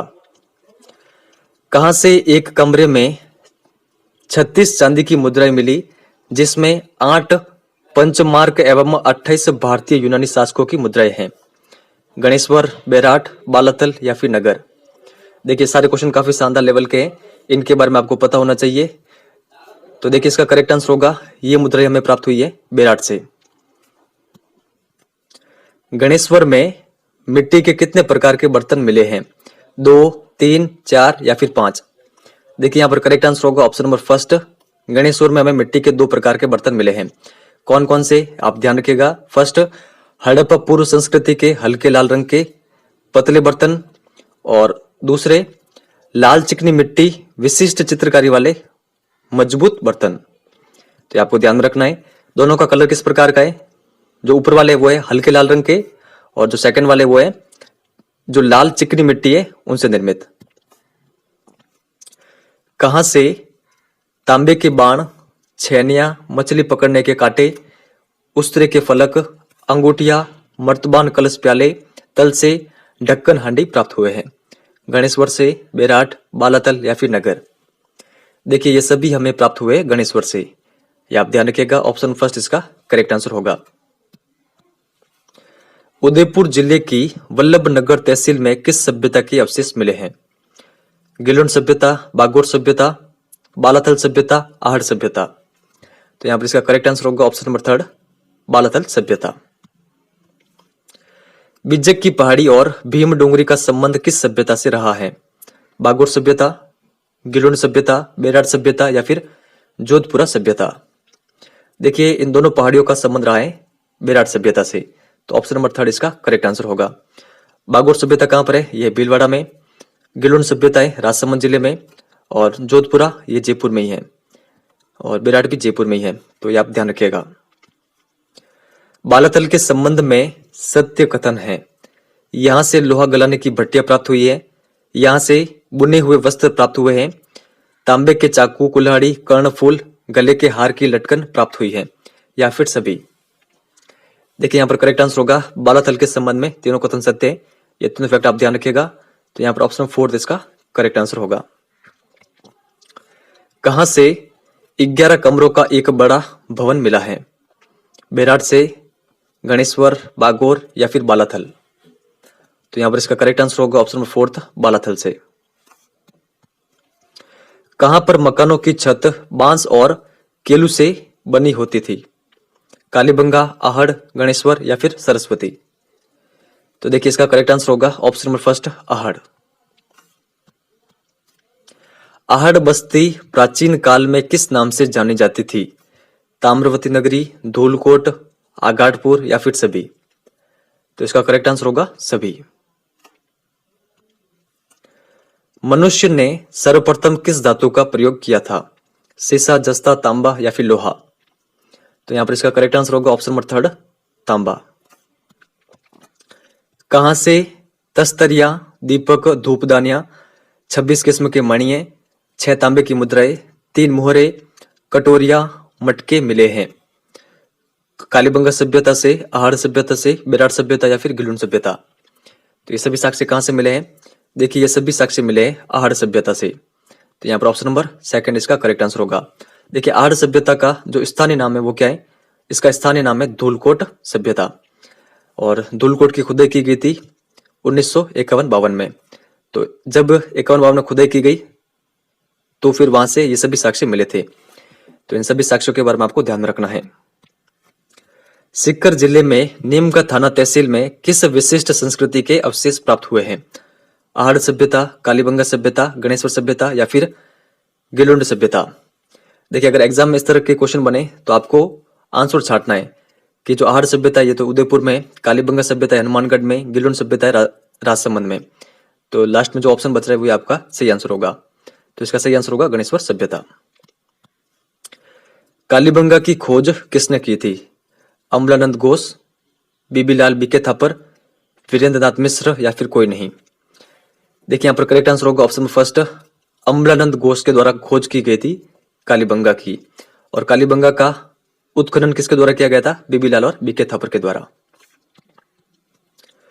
तांबा पिघलाने की भट्टीनुमा चूल्हा कहां से प्राप्त हुआ है? गणेश्वर से, आहड़, कालीबंगा या फिर सुनारी? देखिए यहाँ पर इसका करेक्ट आंसर होगा ऑप्शन नंबर सेकंड, आहड़ से हमें तांबा पिघलाने का भट्टीनुमा चूल्हा प्राप्त हुआ है। तो ये आप ध्यान रखिएगा। राजस्थान की प्रथम विधानसभा के लिए चुनाव कब हुए? 1950, 1952, 1955 या फिर 1959? देखिए करेक्ट आंसर होगा ऑप्शन नंबर सेकंड, 1952 में राजस्थान की प्रथम विधानसभा के लिए चुनाव हुए थे। ये आपको ध्यान रखना है। आगे चलते हैं। राजस्थान के प्रथम निर्वाचित मुख्यमंत्री कौन बने थे? जय नारायण व्यास, हीरालाल शास्त्री, टीकाराम पालीवाल या फिर कोई नहीं? देखिए करेक्ट आंसर होगा option number third, Tikaram Paliwal Rajasthan के प्रथम निर्वाचित मुख्यमंत्री बने थे। तो राजस्थान के प्रथम मनोनीत मुख्यमंत्री कौन बने थे? देखिए मनोनीत मुख्यमंत्री बने थे हीरालाल शास्त्री। आगे देखते हैं। प्राचीन समय में शासन का प्रमुख होता था राजा, मंत्री, बख्शी या फिर खजांची? देखिए करेक्ट आंसर होगा ऑप्शन नंबर फर्स्ट, राजा। राजा के शासन में सहायता करने वाला प्रमुख मंत्री कहलाता था जागीरदार, खजांची, सामंत या फिर दीवान? देखिए करेक्ट आंसर होगा ऑप्शन नंबर फोर्थ, दीवान। ये आप ध्यान रखिएगा। सेना को वेतन देना, सेना संबंधी कार्य की जिम्मेदारी किसकी होती थी? राजा की, मंत्री, बख्शी या फिर खजांची? देखिए यहाँ पर करेक्ट आंसर होगा ऑप्शन नंबर थर्ड, बख्शी की। तो ये आप ध्यान रखिएगा। आमदनी और खर्च के हिसाब को संतुलित रखना, राजकोष में वृद्धि करना कार्य था किसका था? ये जागीरदार का, खजांची का, सामंत का या फिर मंत्री का? देखिए ये कार्य था खजांची का। तो यहाँ पर ऑप्शन नंबर सेकंड इसका करेक्ट आंसर होगा। राज्य की सबसे छोटी इकाई होती थी ग्राम, परगना, जागीर या फिर कोई नहीं? तो यहाँ पर इसका करेक्ट आंसर होगा ऑप्शन फर्स्ट, ग्राम। राजस्थान की जागीरदारी व्यवस्था किस पर आधारित थी? देखिए ये क्वेश्चन कई एग्जाम में आया हुआ है। जाति पर आधारित, रक्त संबंध व कुलीय भावना पर आधारित, जन्म आधारित या फिर कोई नहीं? देखिए करेक्ट आंसर होगा जो राजस्थान की जागीरदारी व्यवस्था थी ये आधारित थी रक्त संबंध व कुलीय भावना पर आधारित। तो ऑप्शन नंबर सेकंड इसका करेक्ट आंसर होगा। राजस्थान में राजा और जागीरदार के मध्य संबंध होता था स्वामी व सेवक का, भाईचारे एवं सौहार्द पर आधारित, दोनों या फिर कोई नहीं? तो देखिए करेक्ट आंसर होगा ऑप्शन नंबर सेकंड, जो राजा और जागीरदार के मध्य संबंध था वो था भाईचारे और सौहार्द पर आधारित। ये आपको ध्यान रखना है। ब्रिटिश कालीन भारत प्रशासनिक दृष्टि से कितने भागों में विभाजित था? 2, 3, 4 या फिर 5? तो देखिए इसका करेक्ट आंसर होगा ऑप्शन नंबर फर्स्ट, 2 भागों में विभाजित था ब्रिटिश कालीन भारत प्रशासनिक दृष्टि से। कौन कौन से? ब्रिटिश भारत और रियासती भारत। आगे चलते हैं। भारत का प्रथम वायसराय कौन था? Lord Dalhousie, Lord Canning, Lord Cornwallis या फिर जॉन शोर? देखिए करेक्ट आंसर होगा option number second, Lord Canning. Bharat सरकार अधिनियम 1935 कब लागू हुआ? 1 अप्रैल 1935, 1 अप्रैल 1936, 1 अप्रैल 1937, 1 अप्रैल 1938? तो देखिए यहाँ पर करेक्ट आंसर होगा ऑप्शन नंबर थर्ड, 1 अप्रैल 1937 में। किस अधिनियम के द्वारा अजमेर मेरवाड़ा के प्रशासन में परिवर्तन लाया गया? भारत सरकार अधिनियम 1909, भारत सरकार अधिनियम 1919, भारत सरकार अधिनियम 1935 या फिर कोई नहीं? देखिए करेक्ट आंसर होगा अजमेर मेरवाड़ा के प्रशासन में परिवर्तन लाया गया था भारत सरकार अधिनियम 1935 के तहत। यह आपको ध्यान रखना है। भारत सरकार अधिनियम 1935 के तहत अजमेर मेरवाड़ा को विदेश एवं राजनीतिक विभाग से किस विभाग के अंतर्गत लाया गया था? ऊर्जा विभाग, गृह विभाग, मानव संसाधन विभाग या फिर कोई नहीं? देखिए करेक्ट आंसर होगा ऑप्शन नंबर सेकंड, गृह विभाग। ब्रिटिश कालीन भारत केंद्र शासित प्रदेशों एवं कितने प्रांतों से बना हुआ था? 10, 11, 12 या फिर 13? देखिए करेक्ट आंसर होगा ऑप्शन नंबर सेकंड, 11। राजा अपने छोटे भाइयों को जीवन यापन के लिए भूमि आवंटित करता था। भाई बंधुओं को दी जाने वाली इस भूमि का स्वामी क्या कहलाता था? सामंत, जागीरदार, बख्शी या फिर कोई नहीं? देखिए करेक्ट आंसर होगा जागीरदार। ईस्ट इंडिया कंपनी का शासन कब समाप्त हुआ था? प्लासी के युद्ध के बाद, 1857 की क्रांति के बाद, 1947 में या फिर कोई नहीं? तो यहाँ पर इसका करेक्ट आंसर होगा ईस्ट इंडिया कंपनी का शासन समाप्त हुआ था 1857 की क्रांति के बाद में। 1857 की क्रांति के बाद भारत के प्रशासन का सीधा नियंत्रण किसने किया? भारत सरकार ने, इंग्लैंड के ताज ने, ईस्ट इंडिया कंपनी ने या फिर कोई नहीं? तो यहाँ पर इसका करेक्ट आंसर होगा इंग्लैंड के ताज ने। जागीरदारों को महत्वपूर्ण प्रशासनिक पदों पर कौन नियुक्त करता था? दीवान, राजा, बख्शी या फिर परगना अधिकारी? देखिए करेक्ट आंसर होगा ऑप्शन नंबर सेकंड, राजा। निम्न में से कौन से शासक वर्ग का संबंध राजस्थान से नहीं है? सिसोदिया, राठौड़, कछवाहा, चौहान या फिर शशांक? तो इसका करेक्ट आंसर होगा ऑप्शन नंबर फोर्थ, जो शशांक शासक वर्ग था इसका संबंध राजस्थान से नहीं था, बाकी इन सभी का संबंध था राजस्थान से। भू संरचना के आधार पर राजस्थान को कितने भौतिक भागों में बांटा गया है? 2, 3, 4 या फिर 7? देखिए इसका करेक्ट आंसर होगा ऑप्शन नंबर थर्ड, 4 भागों में बांटा गया है। 4 भाग कौन कौन से? फर्स्ट है थार मरुस्थल, सेकंड अरावली पर्वत, थर्ड है पूर्वी मैदान और फोर्थ है दक्षिणी पूर्वी पठार यानी हाड़ौती पठार। तो ये आप ध्यान रखिएगा। थार मरुस्थल के अंतर्गत राजस्थान के कितने जिले शामिल हैं? 4, 8, 12 या फिर 13? देखिए इसका करेक्ट आंसर होगा ऑप्शन नंबर थर्ड, थार मरुस्थल के अंतर्गत राजस्थान के कुल 12 जिले शामिल है। ये आपको ध्यान रखना है। और अगर आपसे ये पूछ लिया जाए कि अरावली के अंतर्गत राजस्थान के कितने जिले आते हैं, देखिए अरावली के अंतर्गत राजस्थान के 13 जिले आते हैं। और जो मैदानी भाग है, मैदानी भाग के अंतर्गत राजस्थान के कुल 10 जिले आते हैं। तो ये आपको ध्यान रखना है। राजस्थान के कौन से भौतिक विभाग में लावा निर्मित मध्यम काली मिट्टी पाई जाती है? पूर्वी मैदान, हाड़ौती पठार, मरुस्थली प्रदेश या फिर अरावली पर्वत? देखिए करेक्ट आंसर होगा लावा निर्मित मध्यम काली मिट्टी पाई जाती है हाड़ौती पठार में। तो यहाँ पर ऑप्शन नंबर सेकंड इसका करेक्ट आंसर होगा। ये आप ध्यान रखिएगा। उड़िया एवं आबू पठार किस जिले में है? उदयपुर, राजसमंद, सिरोही या फिर चित्तौड़गढ़? तो इसका करेक्ट आंसर होगा ऑप्शन नंबर थर्ड, ये दोनों पठार हैं सिरोही में। भारत का एकमात्र राज्य जहां 5 प्रकार की जलवायु परिस्थितियां पाई जाती हैं, तो ये राज्य कौन सा है? गुजरात, राजस्थान, मध्य प्रदेश या फिर महाराष्ट्र।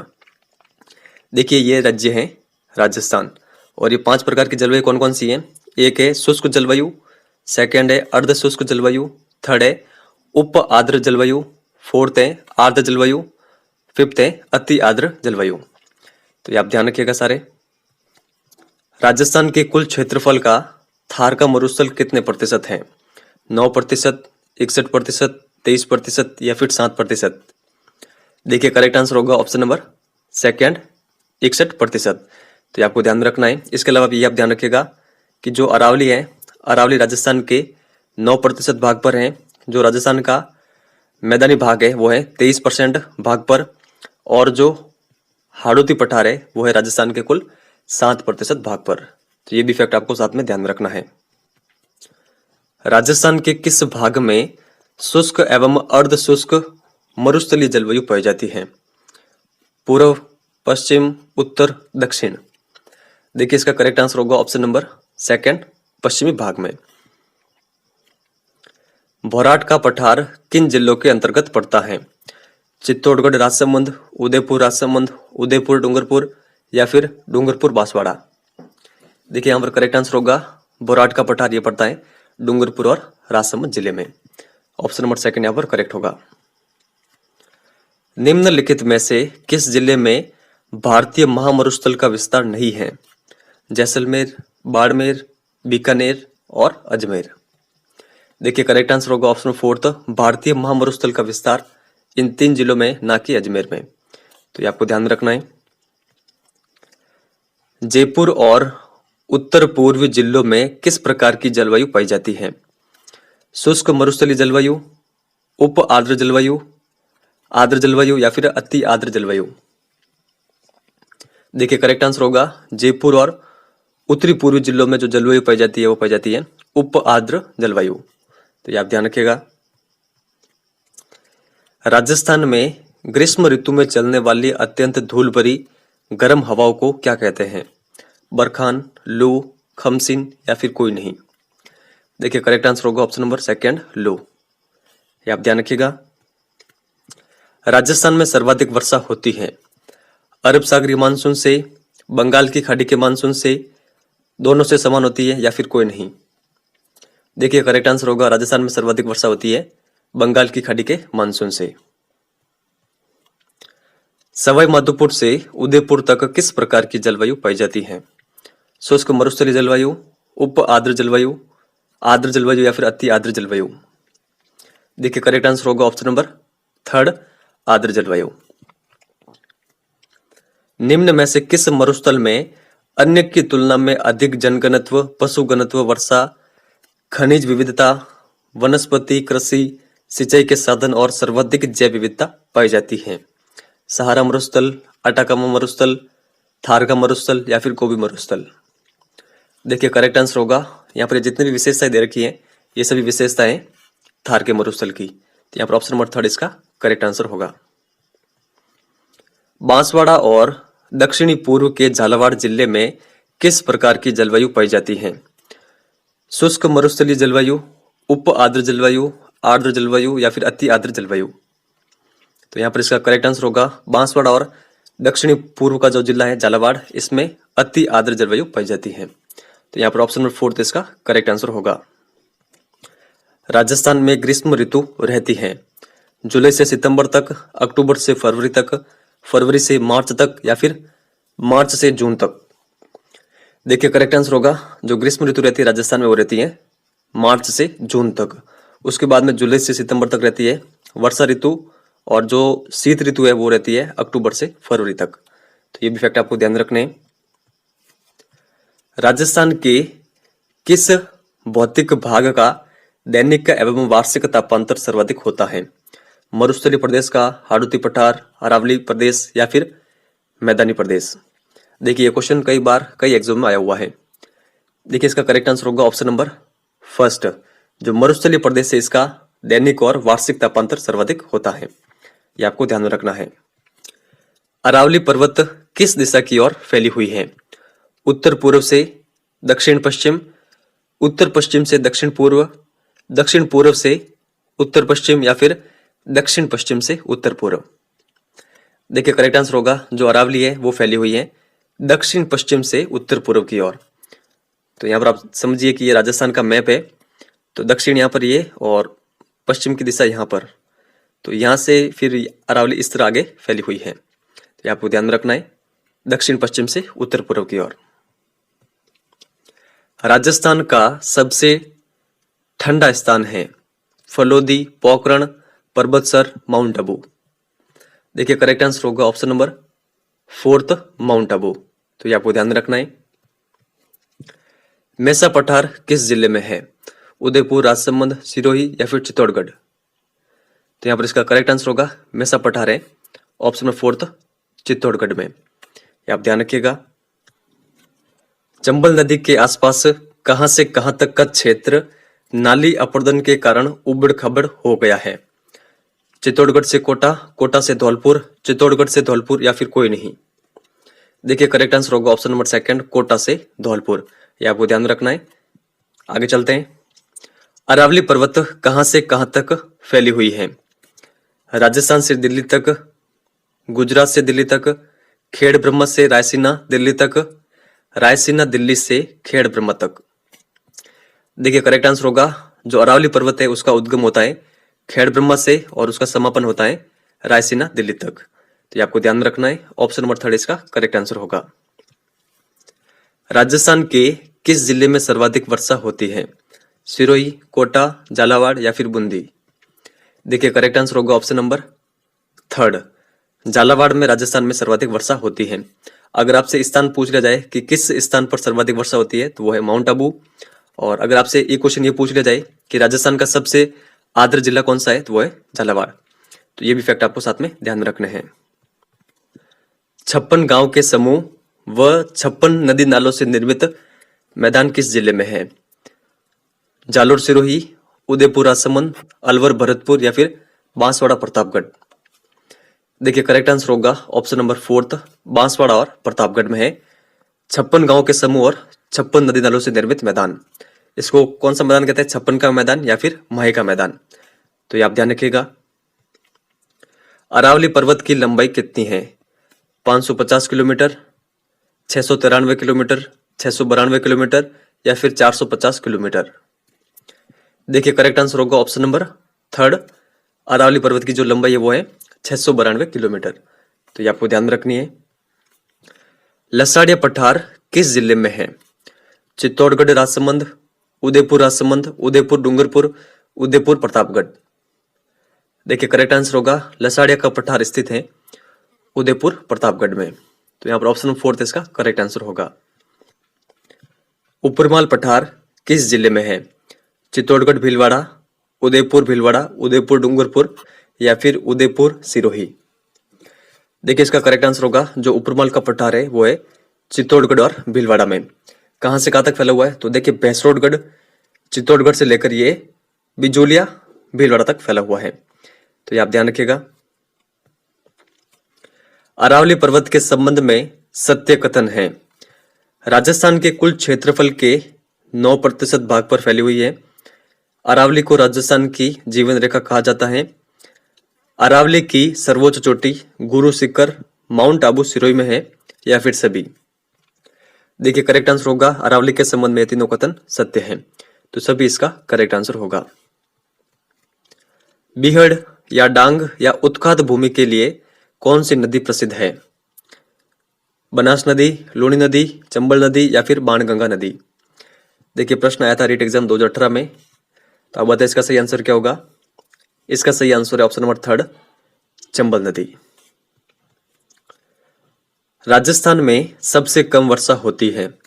बीकानेर, जैसलमेर, डूंगरपुर या फिर बाड़मेर में। देखिए सबसे कम वर्षा होती है जैसलमेर में। राजस्थान में वर्षा किस दिशा की ओर लगातार कम होती जाती है?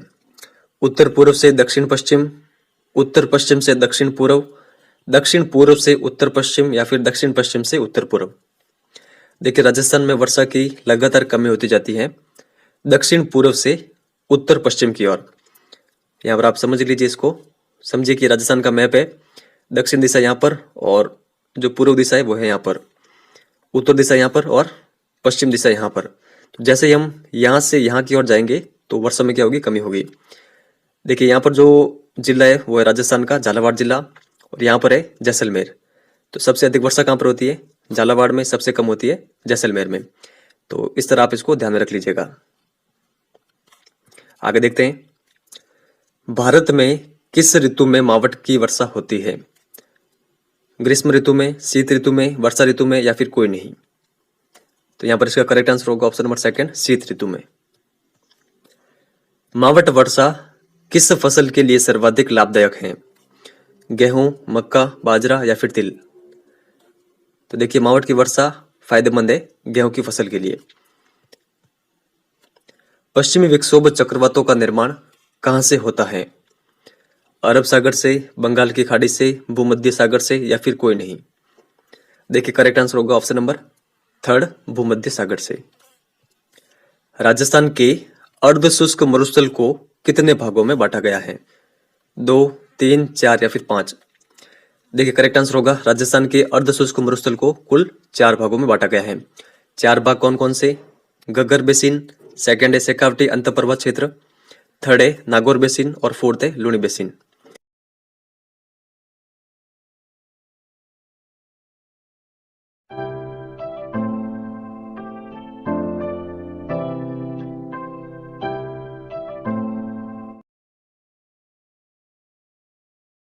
राजस्थान के अफवाह तंत्र को कितने भागों में बांटा गया है?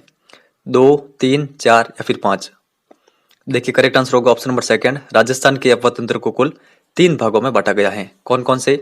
देखिए फर्स्ट है बंगाल की खाड़ी का अफवाह तंत्र, सेकंड है अरब सागरी अफवाह तंत्र और थर्ड है आंतरिक अफवाह तंत्र। तो ये आप ध्यान रखिएगा। बनास, काली सिंध, पार्वती और चंबल नदियां किस अफवाह तंत्र का भाग हैं? बंगाल की खाड़ी अफवाह तंत्र का, अरब सागरीय अफवाह तंत्र, आंतरिक अफवाह तंत्र या फिर कोई नहीं? देखिए जो चारों नदियां हैं बनास, काली सिंध, पार्वती और चंबल, ये सभी भाग है बंगाल की खाड़ी के अफवाह तंत्र का। तो यहाँ पर ऑप्शन नंबर फर्स्ट इसका करेक्ट आंसर होगा। किस नदी का उद्गम जानापा पहाड़ी मध्य प्रदेश से होता है? माही, चंबल, काली सिंध या फिर पार्वती? देखिए इसका करेक्ट आंसर होगा ऑप्शन नंबर सेकंड, चंबल नदी का उद्गम होता है जानापाव की पहाड़ियां मध्य प्रदेश से। राजस्थान की सबसे लंबी व एकमात्र वर्ष भर बहने वाली नदी कौन सी है? बनास, चंबल, बाणगंगा या फिर लूणी? देखिए इसका करेक्ट आंसर होगा ऑप्शन नंबर सेकंड, चंबल नदी। निम्न में से कौन सा सही सुमेलित नहीं है? आना सागर झील अजमेर, नक्की झील सिरोही, गैप सागर झील डूंगरपुर या फिर सिल्ली सेठ झील भरतपुर? देखिए इसका करेक्ट आंसर होगा ऑप्शन नंबर फोर्थ, जो सिल्ली सेठ झील है ये भरतपुर में नहीं है। तो ये कहां पर है? ये है अलवर में। तो यहां से आपके 4 क्वेश्चन रेडी होते हैं, चारों के बारे में आपको ध्यान रखना है कि कौन सी झील कहां पर है। निम्न में से कौन सी चंबल की सहायक नदी नहीं है? बनास, काली सिंध, पार्वती या फिर कांतली? देखिए करेक्ट आंसर होगा ऑप्शन नंबर फोर्थ, जो कातली नदी है ये चंबल की सहायक नदी नहीं है। बनास, काली सिंध और पार्वती ये तीनों सहायक नदियां हैं चंबल की। तो आप ध्यान रखिएगा। किस नदी का उद्गम खमनोर की पहाड़ियों से होता है? खारी नदी, कोठारी नदी, बनास नदी या फिर लूणी नदी? देखिए करेक्ट आंसर होगा ऑप्शन नंबर थर्ड, बनास नदी का उद्गम होता है खमनोर की पहाड़ियों से। और देखिए जो खमनोर की पहाड़ियां है ये कहां पर है? ये राजसमंद जिले में है। तो ये भी आप ध्यान रखिएगा। पूर्णतः राजस्थान में बहने वाली सबसे लंबी नदी कौन सी है? चंबल, बनास, बाणगंगा या फिर लूणी नदी? देखिए करेक्ट आंसर होगा बनास नदी। और बनास नदी की लंबाई कितनी है? 480 किलोमीटर। तो ये भी आप ध्यान रखिएगा। सवाई माधोपुर में रामेश्वर के निकट चंबल में कौन सी नदी मिलती है? पार्वती, काली सिंध, मैनाल या फिर बनास? देखिए करेक्ट आंसर होगा रामेश्वर के निकट चंबल में जो नदी मिलती है वो है बनास नदी।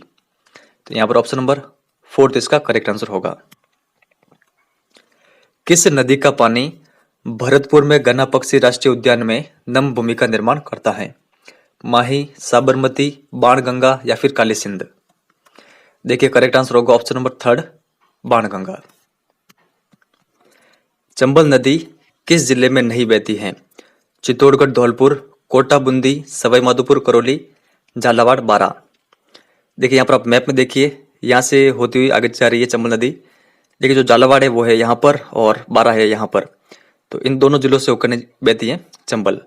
बाकी जितने भी ये जिले दे रखे हैं इन सभी से होकर बहती है चंबल नदी। तो यहाँ पर इसका करेक्ट आंसर होगा ऑप्शन नंबर 4। बनास नदी अफवाह तंत्र के अंतर्गत शामिल जिला नहीं है। राजसमंद, भीलवाड़ा, चित्तौड़गढ़, अजमेर, टोंक, सवाई माधोपुर, करौली, धौलपुर। देखिए करेक्ट आंसर होगा बनास नदी अफवाह तंत्र के अंतर्गत जो शामिल जिले नहीं है वो है करौली और धौलपुर। देखिए आप इसको एक ट्रिक के माध्यम से याद रख सकते हैं। आप ट्रिक के रूप में ध्यान रखिएगा आरबीसी एटीएम। आर से क्या होगा? आर से होगा राजसमंद, बी से होगा भीलवाड़ा, सी से होगा चित्तौड़गढ़, ए से होगा अजमेर, टी से होगा टोंक और एम से आप ध्यान रखिएगा माधोपुर यानी सवाई माधोपुर। आगे चलते हैं। लूनी नदी कौन से जिले में नहीं बहती है?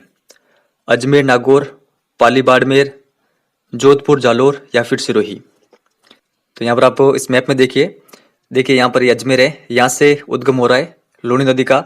अजमेर के बाद में थोड़ा सा भाग यहाँ पर नागौर में है, फिर थोड़ा सा भाग यहाँ पर पाली में, फिर ये जोधपुर में आ रही है, आगे बाड़मेर में और फिर यहाँ पर जालोर में। लेकिन ये सिरोही में नहीं बहती है। तो ये जो 6 जिले हैं इन 6 जिलों से होकर गुजरती है लूनी नदी। तो ये आप ध्यान रखिएगा। इसका करेक्ट आंसर होगा ऑप्शन नंबर 4। अजमेर में गोविंदगढ़ के निकट किन 2 धाराओं के मिलने से लूनी नदी का उद्गम होता है? सागरमती, सरस्वती, गग्गर, बाण गंगा, कातली, साबी, पश्चिमी बनास, आहू।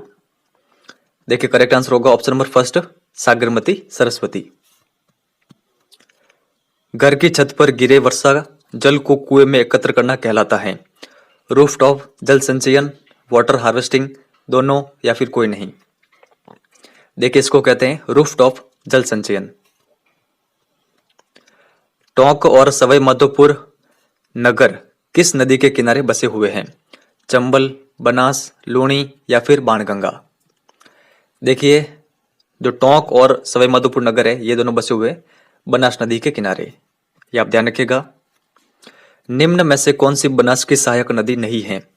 खारी, बांडी, बेड़च, मैनाल, कोठारी। देखिए करेक्ट आंसर होगा जो बांडी नदी है ये सहायक नदी नहीं है बनास की। तो बांडी किसकी सहायक नदी है? बांडी है लूनी की सहायक नदी। तो जो बनास की सहायक नदी है इनके बारे में आपको ध्यान में रखना है। कौन सी नदी लूनी की सहायक नदी नहीं है? जोजड़ी, बांडी, जवई, मीठड़ी, खारी, सुकड़ी, सागी, गुहिया, कातली, मैनाल। देखिए करेक्ट आंसर होगा ऑप्शन नंबर 5 कातली और मैनाल ये लूनी की सहायक नदियां नहीं है। जस्ट हमने आगे देखा था कि जो मैनाल नदी है वो सहायक नदी है बनास की। तो बाकी की जितनी भी ऊपर ये नदियां दे रखी है ये किन की सहायक नदियां है? लूनी की। तो ये आपको ध्यान में रखना है। यहाँ पर आप देख सकते हैं जोजड़ी यहाँ से आगे इसमें मिल रही है, बांडी है और सुकड़ी, जवई। तो ये आप ध्यान रखिएगा। जवाहरलाल नेहरू ने नदी घाटी परियोजनाओं को क्या कहा था? आधुनिक आविष्कार, आधुनिक भारत के मंदिर, आधुनिक भारत की धड़कन या फिर कोई नहीं। देखिए करेक्ट आंसर होगा ऑप्शन नंबर 2 आधुनिक भारत के मंदिर। विश्व की मीठे पानी की सबसे बड़ी मानव निर्मित झील मानी जाती है? फतेह सागर झील, जयसमंद झील, पिछोला झील या फिर सुपीरियर झील। देखिए करेक्ट आंसर होगा ऑप्शन नंबर 2 जयसमंद झील। तो यहाँ पर आप देख लीजिए जयसमंद झील कहाँ पर है? ये है उदयपुर जिले में। यहाँ पर ये दे रखी है। माही बजाज सागर बांध कहाँ पर स्थित है?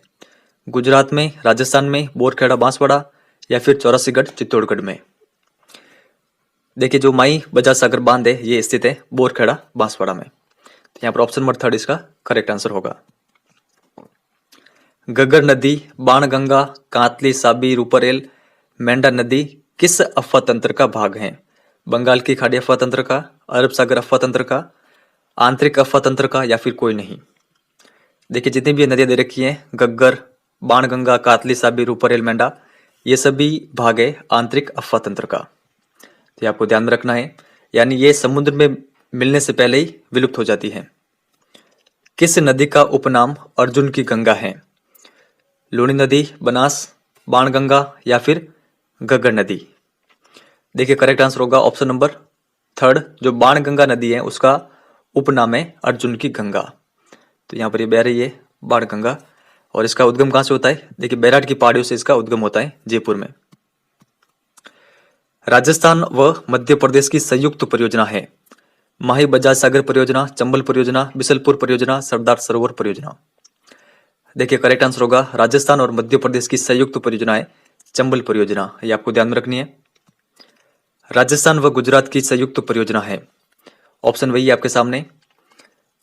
तो देखिए इसका करेक्ट आंसर होगा राजस्थान व गुजरात की संयुक्त परियोजना है माही बजाज सागर परियोजना, तो ये आपको ध्यान में रखनी है। आगे चलते हैं। सरदार सरोवर परियोजना किन राज्यों की संयुक्त परियोजना है? राजस्थान, गुजरात, मध्य प्रदेश, महाराष्ट्र या फिर सभी? देखिए करेक्ट आंसर होगा सभी।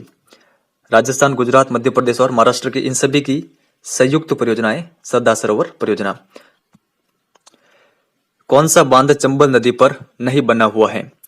कागदी पिकअप, गांधी सागर बांध, राणा प्रताप सागर बांध, जवाहर सागर, कोटा बैराज। देखिए करेक्ट आंसर होगा ऑप्शन नंबर फर्स्ट, जो कागदी पिकअप बांध है ये चंबल नदी पर नहीं है। तो ये किस नदी पर है? ये है माही नदी पर, ये आप ध्यान रखिएगा। बाकी आप देख लीजिए, जो गांधी सागर बांध है वो है चंबल नदी पर, जो राणा प्रताप सागर और जवाहर सागर बांध है ये चंबल नदी पर ही है, और कोटा बैराज भी इसी नदी पर बना हुआ है। गांधी सागर बांध कहां पर है? कोटा, चित्तौड़गढ़, मंदसौर या फिर बूंदी? देखिए जो गांधी सागर बांध है ये है मंदसौर में, मंदसौर मध्य प्रदेश में। सही सुमेलित नहीं है कागदी पिकअप बांसवाड़ा, राणा प्रताप सागर बांध चित्तौड़गढ़, जवाहर सागर बांध बारा, कोटा बैराज कोटा। देखिए इसका करेक्ट आंसर होगा जो जवाहर सागर डैम है वो बारा जिले में नहीं है, तो ये कहां पर है? ये है कोटा में, तो ये आपको ध्यान में रखना है। बाकी के भी ये जो फैक्ट है ये आपको ध्यान में रखने हैं। बनास नदी पर बना बिसलपुर बांध किस जिले में है? टोंक, दौसा, जयपुर या फिर सवाई माधोपुर? देखिए इसका करेक्ट आंसर होगा जो बिसलपुर बांध है ये है टोंक जिले में। यहाँ पर आप देखिए इसकी लोकेशन, इसमें डाई नदी आके मिल रही है, यहाँ से खारी नदी आके मिल रही है और यहाँ से ये बनास नदी, और बनास आगे बहती हुई रामेश्वर के निकट चंबल में मिल जाती है। लूनी का जल कहां तक मीठा रहता है? बाड़मेर, अजमेर, जोधपुर या फिर बालोतरा? देखिए करेक्ट आंसर होगा option number fourth, Balotra, Barmer तक लूनी नदी का जल मीठा रहता है, उसके बाद में आगे खारा हो जाता है। मेहंद झील अमरेरू से किस नदी का उद्गम होता है? बनास, कोठारी, माही या फिर काली सिंध? देखिए मेहंद झील यहाँ पर है, और यहाँ से जिस नदी का उद्गम होता है वो है माही नदी, ये आप ध्यान रखिएगा। और ये राजस्थान में कहाँ पर प्रवेश करती है? खांडू, तो ये आप ध्यान रखिएगा। और मेहंद झील अमरेरू ये कहाँ पर है? तो ये है मध्य प्रदेश में। सोम और जाखम किसकी सहायक नदियां हैं? बनास, कोठारी, माही या फिर काली सिंध? देखिए करेक्ट आंसर होगा जो सोम और जाखम नदियां हैं ये सहायक नदियां हैं माही की, तो यहाँ पर ऑप्शन नंबर थर्ड इसका करेक्ट आंसर होगा। बैराट पहाड़ी से किस नदी का उद्गम होता है? बनासका, बाणगंगा, माही या फिर घग्गर? देखिए करेक्ट आंसर होगा ऑप्शन नंबर सेकंड, बाणगंगा का उद्गम होता है बैराट की पहाड़ी जयपुर से। शिवालिक पहाड़ी से किस नदी का उद्गम होता है? बनास, बाणगंगा, माही या फिर घग्गर? देखिए आगे हमने सभी को देख लिए, जैसे कि बनास का उद्गम होता है खमनोर की पहाड़ी से, बाणगंगा का उद्गम होता है बैराट की पहाड़ी से, मेहंद झील से उद्गम होता है माही नदी का, तो शिवालिक पहाड़ी से किस नदी का उद्गम होता है? घग्गर नदी का, तो ये आप ध्यान रखिएगा ऑप्शन नंबर फोर्थ यहाँ पर करेक्ट आंसर होगा। असुमेलित हैं जवाई परियोजना पाली, मानसी वाकल परियोजना उदयपुर, जाखम परियोजना प्रतापगढ़ या फिर कोई नहीं? देखिए यहाँ पर करेक्ट आंसर होगा कोई नहीं, यहाँ पर ये जो तीनों दे रखी है तीनों सही सुमेलित है। बिसलपुर परियोजना से किस जिले को पेयजल प्राप्त नहीं होता? जयपुर, धौलपुर, अजमेर या फिर टोंक? देखिए करेक्ट आंसर होगा धौलपुर को पेयजल प्राप्त नहीं होता है बिसलपुर परियोजना से। तो किन किन को प्राप्त होता है? जयपुर को, अजमेर को और टोंक को। नर्मदा नदी से किन जिलों को सिंचाई और पेयजल की सुविधा प्राप्त हो रही है? बांसवाड़ा, प्रतापगढ़, जालोर, सिरोही, बाड़मेर, जालोर या फिर करौली, सवाई माधोपुर? देखिए करेक्ट आंसर होगा बाड़मेर और जालोर को नर्मदा नहर से सिंचाई और पेयजल की सुविधा प्राप्त हो रही है, ये आप ध्यान रखिएगा। महाराणा जयसिंह के द्वारा जयसमंद झील का निर्माण कब करवाया गया था? तो अगर आपको इस क्वेश्चन का आंसर आता हो तो आप बता सकते हैं कमेंट सेक्शन में। देखिए, जयसमंद झील का निर्माण महाराणा जयसिंह के द्वारा करवाया गया था 1687 से 1691 के मध्य। तो ये आप ध्यान रखिएगा। राजस्थान में जल विभाजक का कार्य करता है थार का मरुस्थल, अरावली पर्वत, पूर्वी मैदान या फिर हाड़ौती का पठार। देखिए, करेक्ट आंसर होगा जो अरावली पर्वत है ये जल विभाजक का कार्य करता है। राजस्थान का औद्योगिक नगर कौन सा है? जयपुर, जोधपुर, कोटा या फिर उदयपुर। देखिए, करेक्ट आंसर होगा जो कोटा है ये राजस्थान का औद्योगिक नगर है। बाल संबंध, कायलाना और उम्मेद सागर जिले किस जिले में है? जयपुर, जोधपुर, उदयपुर या फिर भीलवाड़ा। देखिए, ये तीनों जिले जोधपुर में है, तो यहाँ पर ऑप्शन नंबर सेकंड इसका करेक्ट आंसर होगा। तो आप ध्यान रखिएगा। गडीसर झील किस जिले में है? श्री गंगानगर, बीकानेर, जैसलमेर या फिर बाड़मेर। देखिए, करेक्ट आंसर होगा गडीसर झील है जैसलमेर में। कोलायत झील किस जिले में है? जोधपुर, बीकानेर, अलवर या फिर नागौर। देखिए, करेक्ट आंसर होगा कोलायत झील है बीकानेर में, तो ये आप ध्यान रखिएगा। जयपुर, अजमेर और नागौर के मध्य कौन सी झील स्थित है? डीडवाना झील, पचपदरा झील, सांबर झील, लूणकरणसर झील। देखिए, इन तीनों जिलों के मध्य जो झील है वो है सांबर झील, तो ऑप्शन नंबर थर्ड इसका करेक्ट आंसर होगा। पचपदरा झील किस जिले में है? बाड़मेर, नागौर, बीकानेर या फिर जैसलमेर। देखिए, करेक्ट आंसर होगा ऑप्शन नंबर फर्स्ट, पचपदरा झील है बाड़मेर में। डीडवाना झील किस जिले में है? बीकानेर, नागौर, जयपुर या फिर अलवर।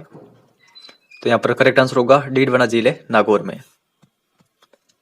लूणकरणसर झील किस जिले में है? बीकानेर, जैसलमेर, जोधपुर या फिर कोई नहीं। देखिए, लूणकरणसर झील है बीकानेर में। पोखरण झील किस जिले में है? जैसलमेर, भरतपुर, अलवर या फिर पाली। तो पोखरण झील है जैसलमेर में। फलोदी झील किस जिले में है? जोधपुर, बीकानेर, जयपुर या फिर अलवर। देखिए, फलोदी झील है जोधपुर में, तो यहाँ पर ऑप्शन नंबर फर्स्ट इसका करेक्ट आंसर होगा। राजस्थान की 20वीं पशु गणना कब हुई थी? 2015, 2017, 2019 या फिर 2020 में। देखिए, करेक्ट आंसर होगा राजस्थान की 20वीं पशु गणना हुई थी 2019 में, ये आप ध्यान रखिएगा। आगे चलते हैं। ज्वार, बाजरा, मूंग, कपास, गन्ना, मूंगफली और तिल किस प्रकार की फसल है? जायद की फसल, खरीफ की फसल, रबी की फसल या फिर कोई नहीं। देखिए, जितने भी उदाहरण दे रखे हैं ये सभी उदाहरण है खरीफ की फसलों के, ये आप ध्यान रखिएगा। ऑप्शन नंबर सेकंड इसका करेक्ट आंसर होगा। जायद की फसल बोई जाती है जून जुलाई में, नवंबर दिसंबर, मार्च अप्रैल या फिर कोई नहीं। तो इसका करेक्ट आंसर होगा जायद की फसल बोई जाती है मार्च अप्रैल में। राजस्थान में सर्दी प्रारंभ होने पर कौन सी फसल बोई जाती है? रबी की फसल, खरीफ की फसल, जायद की फसल या फिर कोई नहीं। देखिए, करेक्ट आंसर होगा सर्दी प्रारंभ होने पर रबी की फसलें बोई जाती हैं, तो ऑप्शन नंबर फर्स्ट यहाँ पर करेक्ट आंसर होगा। पशुपालन की दृष्टि से राजस्थान देश में कौन सा स्थान रखता है? प्रथम, द्वितीय, तृतीय या फिर चतुर्थ। देखिए, करेक्ट आंसर होगा ऑप्शन नंबर सेकंड, द्वितीय। राजस्थान की 20वीं पशु गणना में चिंताजनक कमी हुई। गाय में, भैंस में, ऊंट व गधों में या फिर मुर्गी में। देखिए, करेक्ट आंसर होगा चिंताजनक कमी हुई है ऊंट और गधों की संख्या में, ऑप्शन नंबर थर्ड इसका करेक्ट आंसर होगा। आगे चलते हैं। गेहूं, जौ, चना और सरसों किस प्रकार की फसलें हैं? खरीफ की फसल, रबी की फसल, जायद की फसल या फिर कोई नहीं। देखिए, करेक्ट आंसर होगा ये सभी है रबी की फसलें, तो यहाँ पर ऑप्शन नंबर सेकंड इसका करेक्ट आंसर होगा, तो ये आपको ध्यान में रखना है। निम्न में से कौन सी जायद की फसल है? खरबूज, तरबूज, ककड़ी या फिर सभी। देखिए, करेक्ट आंसर होगा ये तीनों जायद की फसलें हैं, तो यहाँ पर ऑप्शन नंबर फोर्थ इसका करेक्ट आंसर होगा। निम्न में से किस फसल की बुआई वर्षा ऋतु के प्रारंभ में और कटाई शीत ऋतु के प्रारंभ में होती है? खरीफ की फसल, रबी की फसल, जायद की फसल या फिर कोई नहीं। देखिए करेक्ट आंसर होगा ऑप्शन नंबर फर्स्ट। जो खरीफ की फसल है इनकी बुआई वर्षा ऋतु के प्रारंभ में की जाती है और कटाई इनकी की जाती है शीत ऋतु के प्रारंभ में। देश के किस राज्य में बाजरा, सरसों और ग्वार का सर्वाधिक उत्पादन होता है? मध्य प्रदेश, उत्तर प्रदेश, राजस्थान या फिर बिहार? देखिए करेक्ट आंसर होगा बाजरा, सरसों और ग्वार का सर्वाधिक उत्पादन होता है राजस्थान में। ऑप्शन नंबर थर्ड यहाँ पर करेक्ट होगा। जौ व चना उत्पादन में राजस्थान का देश भर में कौन सा स्थान है? प्रथम, द्वितीय, तृतीय या फिर चतुर्थ? देखिए करेक्ट आंसर होगा ऑप्शन नंबर सेकंड, द्वितीय स्थान है राजस्थान का जौ और चना उत्पादन में। तो प्रथम स्थान किसका है? उत्तर प्रदेश का। ये आप ध्यान रखिएगा। पश्चिमी राजस्थान में सर्वाधिक बोया जाने वाला खाद्यान्न है गेहूं, मक्का, बाजरा या फिर ग्वार? तो यहाँ पर करेक्ट आंसर होगा ऑप्शन नंबर थर्ड, बाजरा। दक्षिणी राजस्थान में प्रमुख खाद्यान्न है बाजरा, मक्का, गेहूं या फिर तिल? देखिए करेक्ट आंसर होगा ऑप्शन नंबर सेकंड, मक्का। राजस्थान में कृषि के पिछड़ेपन का कारण है प्राकृतिक कारण, आर्थिक कारण, संगठनात्मक कारण या फिर सभी? देखिए राजस्थान में कृषि के पिछड़ेपन के ये सभी कारण हैं, तो सभी इसका करेक्ट आंसर होगा। गेहूं का सर्वाधिक उत्पादन किस जिले में होता है? पाली, श्रीगंगानगर, कोटा, सवाई माधोपुर? तो यहां पर इसका करेक्ट आंसर होगा ऑप्शन नंबर सेकंड, श्रीगंगानगर में। पश्चिमी राजस्थान में इंदिरा गांधी नहर से लगभग कितने हेक्टेयर क्षेत्र में सिंचाई सुविधा का विकास हुआ है? 12.5 lakh hectare, 15.5 lakh hectare, 17.5 lakh hectare या फिर 19.5 लाख हेक्टेयर? देखिए इसका करेक्ट आंसर होगा option number third, 17.5 lakh hectare. ये आप ध्यान रखिएगा। राजस्थान में कुल सिंचित क्षेत्र में कुओं और ट्यूबवेल से कितने प्रतिशत क्षेत्र में सिंचाई होती है? 33%, 55%, 66% या फिर 70%? देखिए इसका करेक्ट आंसर होगा 66%। ये आप ध्यान रखिएगा। राजस्थान में नहरों द्वारा करीब सिंचाई होती है 33%, 55%, 66% या फिर 70%? देखिए नहरों द्वारा सिंचाई होती है 33%। राजस्थान में कितने प्रतिशत फसली क्षेत्र में सिंचाई सुविधा उपलब्ध है? 15%, 35%, 45% या फिर 75%? देखिए करेक्ट आंसर होगा ऑप्शन नंबर सेकंड, 35%। तो ये आपको ध्यान में रखना है। निम्न में से कौन सी फसल जून जुलाई में काटी जाती है?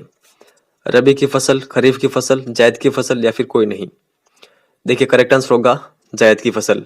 जायद की फसल मार्च अप्रैल में बोई जाती है और जून जुलाई में काटी जाती है।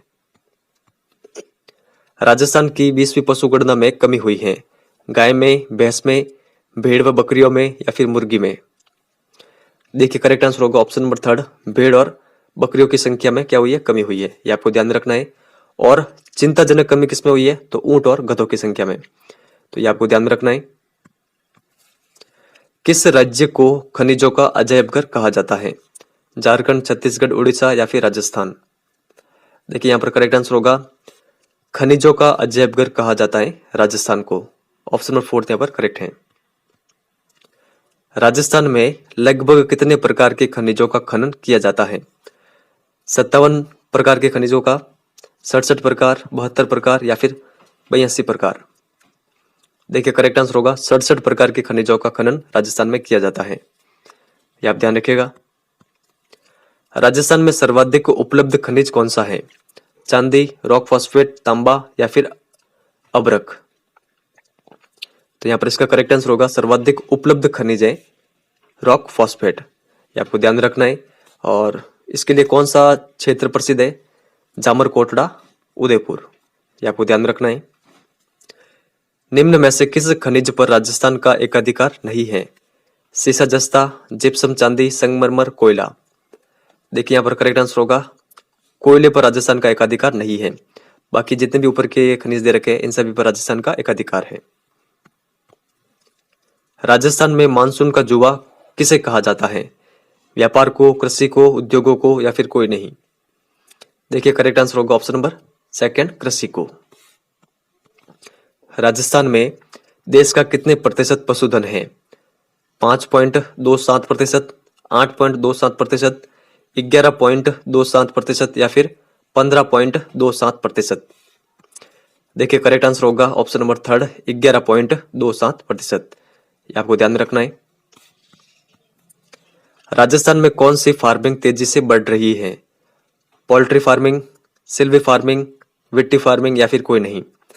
तो देखिए करेक्ट आंसर होगा जो पोल्ट्री फार्मिंग है ये राजस्थान में तेजी से बढ़ रही है, यानी जो मुर्गी पालन है वो। तो ये आप ध्यान रखिएगा। राजस्थान की 20वीं पशु गणना के अनुसार जिन जानवरों में मामूली वृद्धि हुई है वे कौन से हैं?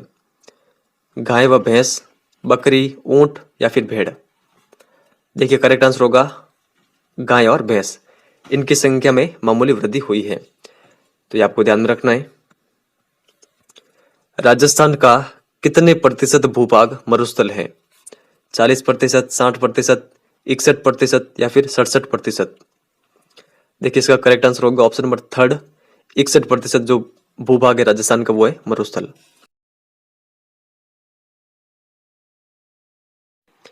राजस्थान में शिक्षा का अधिकार अधिनियम कितने वर्ष के बच्चों को निःशुल्क एवं अनिवार्य शिक्षा प्रदान करने के लिए लागू किया गया है? 6 से 10 वर्ष, 6 से 12 वर्ष, 6 से 14 वर्ष या फिर 6 से 18 वर्ष? तो इसका करेक्ट आंसर होगा ऑप्शन नंबर थर्ड, 6 से 14 वर्ष के बालकों के लिए। और देखिए जो राजस्थान में शिक्षा का अधिकार अधिनियम है ये लागू कब हुआ था? देखिए ये लागू हुआ था 1 अप्रैल 2011 को। तो ये भी आपको ध्यान में रखना है। आगे चलते हैं। किस पोर्टल के माध्यम से राजस्थान में स्कूल की स्थिति को समझा और देखा जा सकता है? ज्ञान दर्पण पोर्टल, शाला दर्पण पोर्टल, शाला दर्शन पोर्टल या फिर कोई नहीं? देखिए इसका करेक्ट आंसर होगा ऑप्शन नंबर सेकंड, जो शाला दर्पण पोर्टल है इसके माध्यम से स्कूलों की स्थिति को समझा और देखा जा सकता है राजस्थान में। तो ये आपको ध्यान रखना है।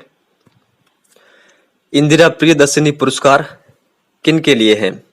बालकों के लिए, महिलाओं के लिए, बालिकाओं के लिए या फिर वृद्धजनों के लिए? देखिए इसका करेक्ट आंसर होगा इंदिरा प्रियदर्शिनी पुरस्कार ये है बालिकाओं के लिए। तो ऑप्शन नंबर थर्ड इसका करेक्ट आंसर होगा। और देखिए एक पुरस्कार और है गार्गी पुरस्कार, वो भी बालिकाओं के लिए होता है। तो ये भी आपको ध्यान में रखना है। 2011 की जनगणना के अनुसार राजस्थान की साक्षरता दर है 79.19%, 52.12% या फिर 66.1% या फिर कोई नहीं? देखिए यहाँ पर इसका करेक्ट आंसर होगा राजस्थान की जो साक्षरता दर है वो है 66.1%। ये आप ध्यान रखिएगा। आगे चलते हैं। राजस्थान की पुरुष साक्षरता दर है 79.19%, 62.12%, 66.1% या फिर 55.3%? तो देखिए यहाँ पर करेक्ट आंसर होगा ऑप्शन नंबर फर्स्ट, 2011 की जनगणना के अनुसार जो राजस्थान की पुरुष साक्षरता दर है वो है 79.19%। तो ये आपको ध्यान रखनी है। आगे चलते हैं। 2011 की जनगणना के अनुसार महिला साक्षरता दर है 79.19%, 52.12%, 66.1% या फिर कोई नहीं? देखिए करेक्ट आंसर होगा राजस्थान की जो महिलाओं की साक्षरता दर है वो है 52.12%। तो ये आपको ध्यान में रखना है। आप तीनों ध्यान रखिएगा।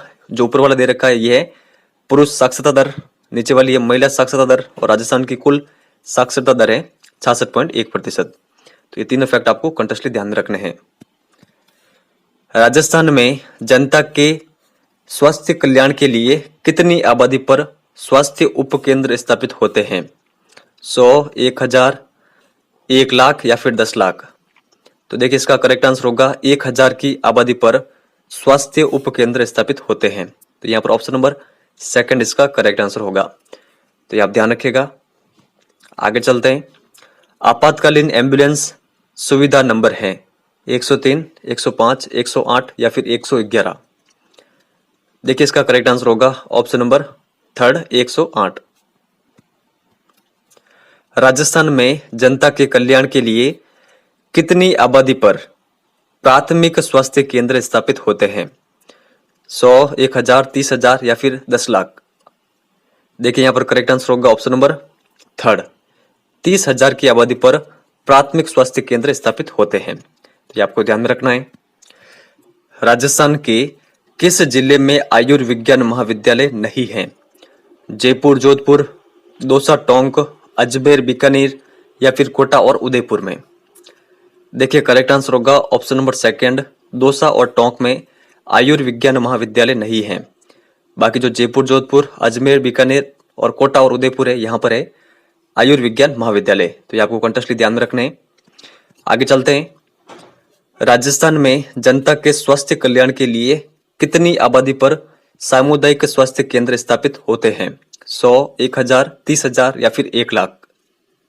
देखिए करेक्ट आंसर होगा ऑप्शन नंबर फोर्थ, 1 लाख की आबादी पर स्थापित होते हैं सामुदायिक स्वास्थ्य केंद्र।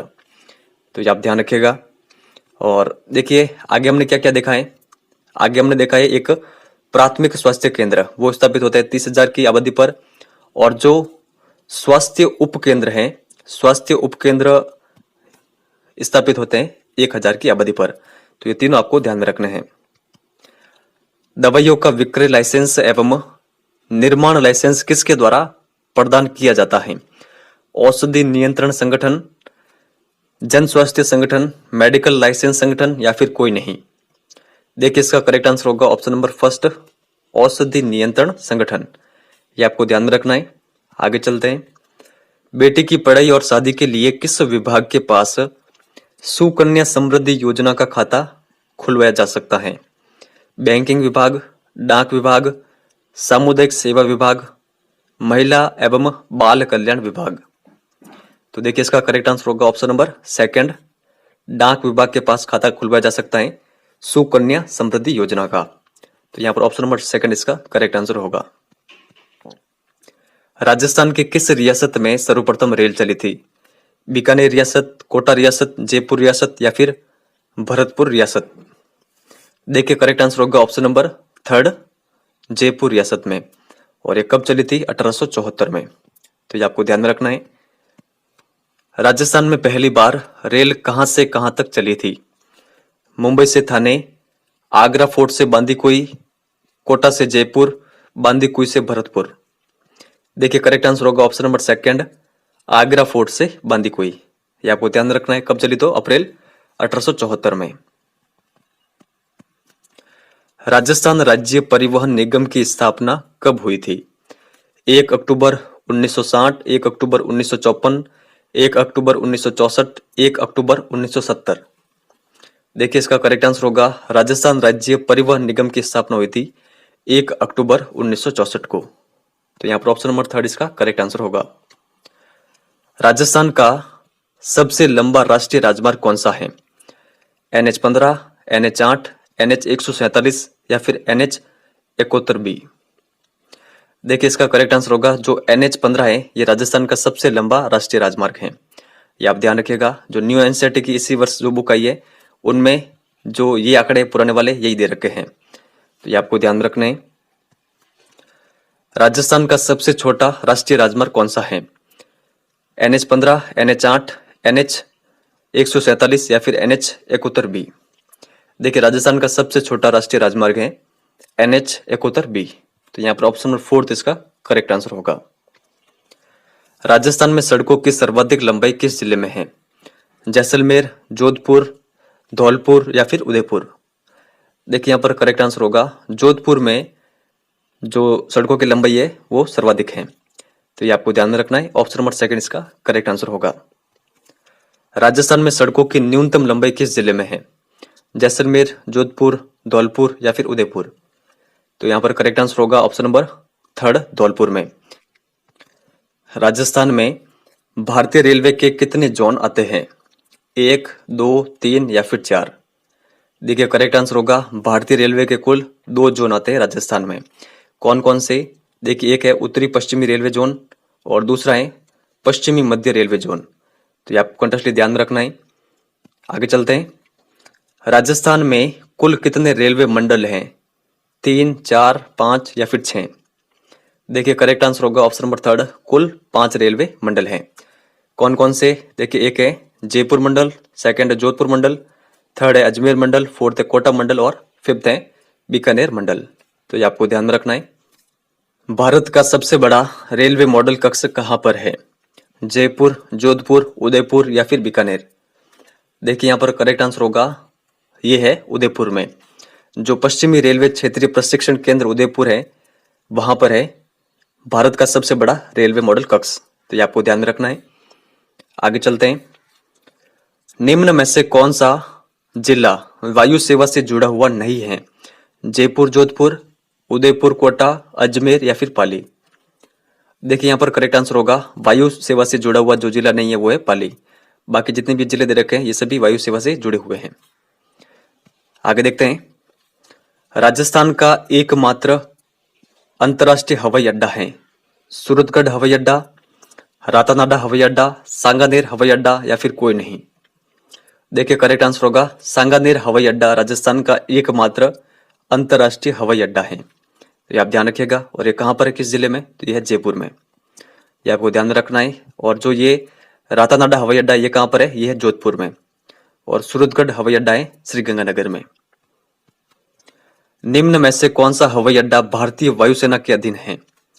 बीकानेर जैसलमेर, सूरतगढ़ बाड़मेर, फलोदी रातानाडा या फिर सभी। देखिए करेक्ट आंसर होगा, भारतीय वायुसेना के जो अधीन हवाई अड्डे हैं वो है ये सभी। तो सभी इसका करेक्ट आंसर होगा। जितने भी फैक्ट है ये आपको ध्यान रखने हैं कंटिन्यूअसली। यहाँ पर 6 दे रखे हैं, तो 6 के 6 आपको ध्यान में होने चाहिए।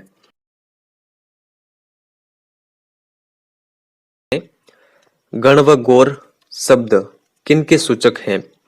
विष्णु व लक्ष्मी, शिव व पार्वती, राम व सीता या फिर कोई नहीं। देखिए करेक्ट आंसर होगा ऑप्शन नंबर सेकंड, गण व गौर शब्द सूचक हैं भगवान शिव और पार्वती के। ये आपको ध्यान में रखना है। गणगौर कब होती है? देखिए गणगौर होती है चैत्र माह में, चैत्र माह की शुक्ल तृतीया को। तो ये आपको ध्यान में रखना है। फिर आगे चलते हैं। कजली तीज और सातुड़ी तीज कब मनाई जाती है? तो आपके सामने ऑप्शन दे रखे हैं। आपको जो भी इसका सही आंसर लगता हो आप कमेंट सेक्शन में बता सकते हैं। देखिए करेक्ट आंसर होगा, कजली तीज या फिर सातुड़ी तीज मनाई जाती है ऑप्शन नंबर थर्ड, भाद्रपद कृष्ण तृतीया को। ये आपको ध्यान रखना है। देखिए कजली तीज, इसको सातुड़ी तीज भी कहते हैं, इसको बड़ी तीज भी कहते हैं और इसको बूढ़ी तीज भी कहते हैं। तो ये सभी इसके उपनाम है, ये आपको ध्यान रखने हैं। और कजली तीज कहाँ की प्रसिद्ध है ये भी आपको ध्यान रखना है। देखिए कजली तीज प्रसिद्ध है बूंदी की। ये आपको कंटिन्यूअसली ध्यान रखना है। देखिए इसके अलावा आपसे एग्जाम में ये भी पूछा जा सकता है कि छोटी तीज कहाँ की प्रसिद्ध है? तो छोटी तीज प्रसिद्ध है जयपुर की। और छोटी तीज कब मनाई जाती है? तो देखिए श्रावण शुक्ल तृतीया को मनाई जाती है छोटी तीज। तो ये सारे फैक्ट आपको ध्यान में रखने हैं।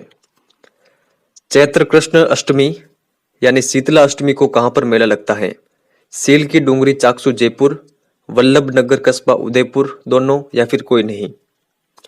देखिए करेक्ट आंसर होगा, इन दोनों स्थानों पर मेला लगता है शीतला अष्टमी को। तो ये आपको ध्यान में रखना है। ऑप्शन नंबर थर्ड इसका करेक्ट आंसर होगा। अक्षय तृतीया किस माह में होती है? चैत्र शुक्ल तृतीया, ज्येष्ठ शुक्ल तृतीया, वैशाख शुक्ल तृतीया या फिर भाद्रपद शुक्ल तृतीया।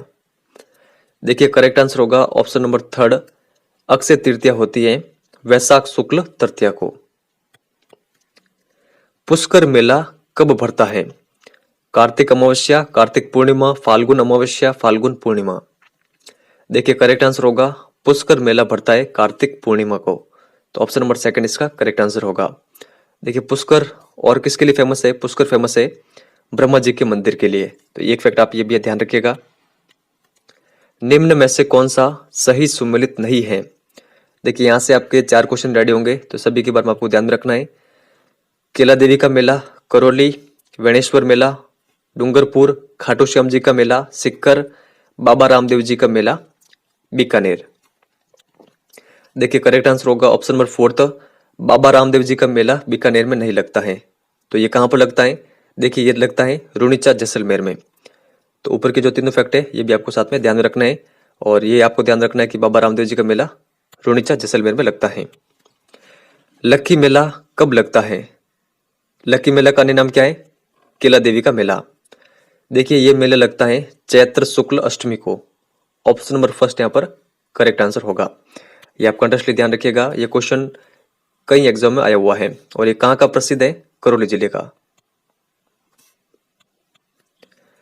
कोटा में किसके समय दशहरा पर्व को अत्यधिक आकर्षक बनाया गया था?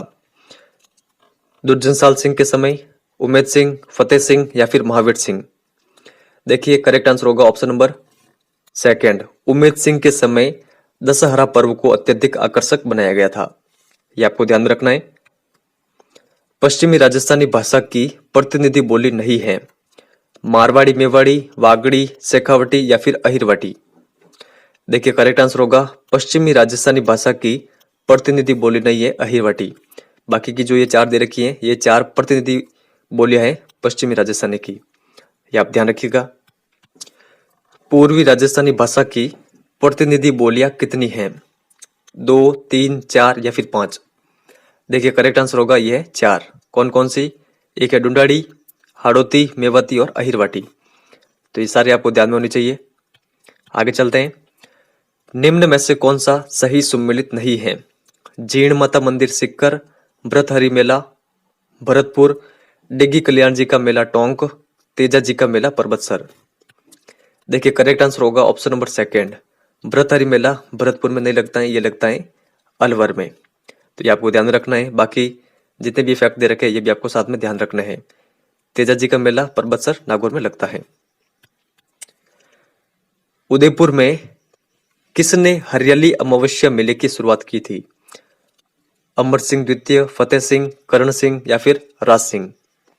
देखिए करेक्ट आंसर होगा option number second, Fateh Singh ने।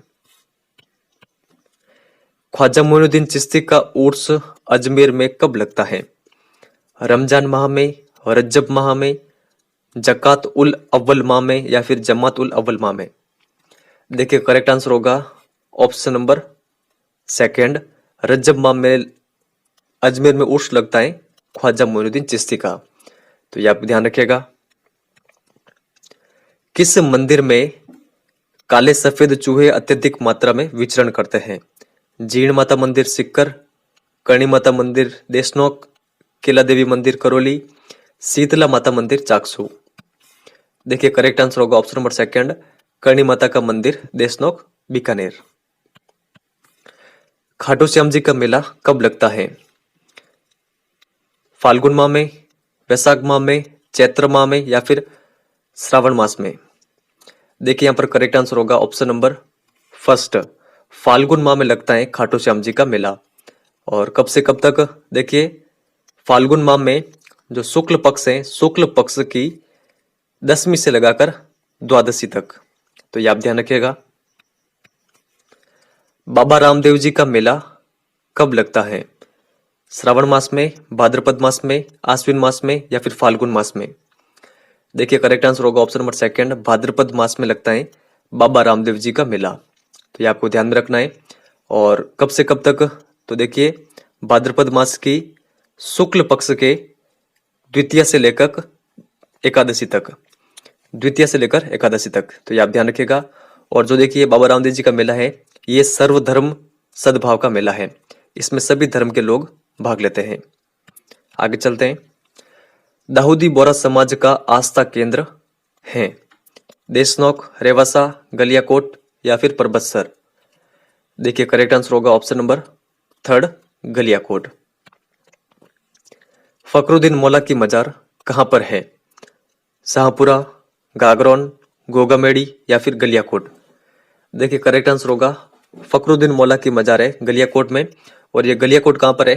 तो देखिए सागवाड़ा तहसील, डूंगरपुर। तो ये आपको ध्यान रखना है, सागवाड़ा तहसील में, गलियाकोट, डूंगरपुर में। भाद्रपद कृष्ण नवमी को गोगा जी का मेला लगता है? उड्डू कास्पेर में, परबतसर में, गोगामेड़ी में या फिर खेड़ापा में। देखिए करेक्ट आंसर होगा गोगा जी का मेला लगता है गोगामेड़ी, हनुमानगढ़ में। ये आप ध्यान रखिएगा कब? भाद्रपद नवमी को। और गोगा जी किन से प्रभावित थे? गोरखनाथ जी से। ये भी फैक्ट आपको ध्यान में रखना है। कौन से लोक देवता राजस्थान के 5 पीरों में शामिल नहीं है? रामदेव जी, पाबू जी, मेहा जी, हड़बू जी, गोगा जी, तेजा जी। देखिए करेक्ट आंसर होगा जो तेजा जी है, ये राजस्थान के 5 पीरों में शामिल नहीं है। तो राजस्थान के कौन से लोक देवता हैं जो 5 पीरों में शामिल है, इनके बारे में आपको ध्यान में रखना है। आगे चलते हैं। निम्न में से कौन सा सही सुमेलित नहीं है? बाबूजी मंदिर, जोधपुर, दादू दयाल संप्रदाय, नारायणा गांव, जयपुर, जसनाती संप्रदाय, कत्रियासर बीकानेर, श्रद्धानाथ जी का आश्रम लक्ष्मणगढ़ जयपुर। देखिए करेक्ट आंसर होगा ऑप्शन नंबर 4। श्रद्धानाथ जी का जो आश्रम है वो लक्ष्मणगढ़ जयपुर में नहीं है, यह है लक्ष्मणगढ़ सीकर में। तो ये आप ध्यान रखिएगा, बाकी के ऊपर के तीनों फैक्ट भी आपको ध्यान में रखने हैं। ऊंटों के देवता के रूप में पूजे जाते हैं तेजा जी, बाबू जी, रामदेव जी या फिर गोगा जी। देखिए करेक्ट आंसर होगा ऑप्शन नंबर 2 बाबू जी। ये आपको ध्यान में रखना है। आगे चलते हैं। मीराबाई के संबंध में गलत कथन है। मीराबाई का जन्म कुड़की ग्राम मेड़ता में हुआ। मीराबाई का विवाह मेवाड़ सिसोदिया वंश के राजा भोजराज के साथ हुआ। मीराबाई भगवान राम की पूजा करती थी। मीराबाई का जन्म मेड़तिया राठौड़ वंश में हुआ था। देखिए यहाँ पर करेक्ट आंसर होगा ऑप्शन नंबर 3। मीराबाई भगवान कृष्ण की पूजा किया करती थी। यहाँ पर राम लिखा है जो कि गलत है। बाकी के जो ये फैक्ट है ये आपको ध्यान में रखने हैं। ये मीराबाई के संबंध में सत्य कथन है। दादू दयाल की अकबर से भेंट फतेहपुर सीकरी में कब हुई थी? 1565, 1575, 1585 या फिर 1595 में। देखिए करेक्ट आंसर होगा ऑप्शन नंबर 3। 1585 में भेंट हुई थी दादू दयाल जी की अकबर से। कहां पर? फतेहपुर सीकरी में। जाम्बो जी के संबंध में सत्य कथन है। ये विष्णु संप्रदाय के प्रवर्तक थे। इनका जन्म विक्रम संवत 1508 की भाद्रपद कृष्ण अष्टमी को पिंपसर नागौर में हुआ था। जाम्बो जी की समाधि स्थल मुकाम बीकानेर में है या फिर सभी। देखिए यहाँ पर करेक्ट आंसर होगा जाम्बो जी के संबंध में ये तीनों कथन सत्य हैं। तो ये तीनों कथन आप ध्यान रखिएगा, तो सभी इसका करेक्ट आंसर होगा। शेखावटी क्षेत्र के संत जो स्वयं अशिक्षित होते हुए जन जन में शिक्षा की अलग जगाई, तो ये कौन थे? बाबू जी, दादू दयाल, बापू जी या फिर श्रद्धानाथ जी। देखिए करेक्ट आंसर होगा ऑप्शन नंबर 4 श्रद्धानाथ जी। इनका आश्रम कहाँ है? इनका आश्रम है लक्ष्मणगढ़ सीकर में। तो ये आपको ध्यान में रखना है। निम्न में से कौन सा स्थल काष्ठ कला के लिए प्रसिद्ध है? सांगानेर जयपुर, बगरू जयपुर, बस्सी चित्तौड़गढ़, आसोतरा बाड़मेर। देखिए करेक्ट आंसर होगा ऑप्शन नंबर 3 बस्सी चित्तौड़गढ़। निम्न में से कौन सा क्षेत्र लकड़ी की मूर्तियों के लिए प्रसिद्ध है? शाहपुरा भीलवाड़ा, जेठाना डूंगरपुर, शेखावटी क्षेत्र, बस्सी चित्तौड़गढ़। देखिए लकड़ियों की मूर्ति के लिए प्रसिद्ध क्षेत्र है जेठाना डूंगरपुर। ये आपको ध्यान में रखना है। और फर्नीचर के लिए प्रसिद्ध क्षेत्र कौन से है? देखिए फर्नीचर के लिए प्रसिद्ध है एक तो बीकानेर और एक शेखावटी क्षेत्र। तो ये भी आप ध्यान रखिएगा। लकड़ी से निर्मित खिलौने व कठपुतली निर्माण के लिए प्रसिद्ध जिला है जयपुर, भरतपुर, उदयपुर या फिर अलवर। देखिए करेक्ट आंसर होगा ऑप्शन नंबर 3 उदयपुर। मिट्टी से मूर्तियां तथा विभिन्न सजावटी व उपयोगी वस्तुएं तैयार कर पकाना क्या कहलाता है? ब्लू पॉटरी, टेराकोटा, मीनाकारी या फिर बंदेज। देखिए करेक्ट आंसर होगा ये कहलाता है टेराकोटा। टेराकोटा कहाँ का प्रसिद्ध है? देखिए टेराकोटा प्रसिद्ध है मौलिला ग्राम, राजसमंद, और इसके अलावा 2 केंद्र और है इसके, एक है अलवर और एक है बाड़मेर। तो ये भी आपको साथ में ध्यान में रखने हैं। निम्न में से कौन सा सही सुमेलित नहीं है? Blue pottery Jaipur, black pottery Kota, सुनहरी पॉटरी बीकानेर, कागजी पॉटरी अलवर या फिर कोई नहीं। देखिए करेक्ट आंसर होगा कोई नहीं, क्योंकि यहाँ पर चारों सही दे रखे हैं। तो ये चारों फैक्ट आपको कंटिन्यूसली ध्यान में रखने हैं। और देखिए ब्लू पॉटरी किसे कहते हैं? ब्लू पॉटरी देखिए जो चीनी मिट्टी के बर्तन होते हैं उन पर, चीनी मिट्टी के सफेद बर्तन उन पर नीले रंग का अंकन करना ब्लू पॉटरी कहलाता है। तो ये आप ध्यान रखिएगा। राजस्थान में लाख का काम प्रसिद्ध है जयपुर, जोधपुर, दौसा या फिर 1 व 2 दोनों। देखिए करेक्ट आंसर होगा ऑप्शन नंबर 4 जयपुर और जोधपुर का प्रसिद्ध है लाख का काम। जड़ों ज्ञानों के लिए प्रसिद्ध केंद्र हैं जयपुर, जोधपुर, बीकानेर, उदयपुर या फिर सभी। देखिए करेक्ट आंसर होगा ये सभी जो केंद्र है ये प्रसिद्ध है जड़ों ज्ञानों के लिए। तो सभी हमारा करेक्ट आंसर होगा। मूल्यवान पत्थरों को तराशने का काम कहां पर होता है? जयपुर, जोधपुर, अलवर या फिर भरतपुर में। देखिए करेक्ट आंसर होगा ऑप्शन नंबर फर्स्ट, जयपुर में। कांच पर बारीक सोने की नक्काशी का काम थेवा कला कहाँ की प्रसिद्ध है? बांसवाड़ा, डूंगरपुर, प्रतापगढ़ या फिर भरतपुर। देखिए करेक्ट आंसर होगा थेवा कला प्रसिद्ध है प्रतापगढ़ की। थेवा कला किसे कहते हैं ये भी आपको ध्यान में रखना है। कांच पर बारीक सोने की नक्काशी का काम। तो इस चैप्टर के सारे प्रश्न हमने कवर कर लिए हैं। इस क्वेश्चन का आंसर आपको इस वीडियो के कमेंट सेक्शन में देना है। राजस्थान राज्य परिवहन निगम की स्थापना कब हुई थी? अगर आपको इस क्वेश्चन का आंसर आता हो तो आप इस वीडियो के कमेंट सेक्शन में लिख के बता सकते हैं।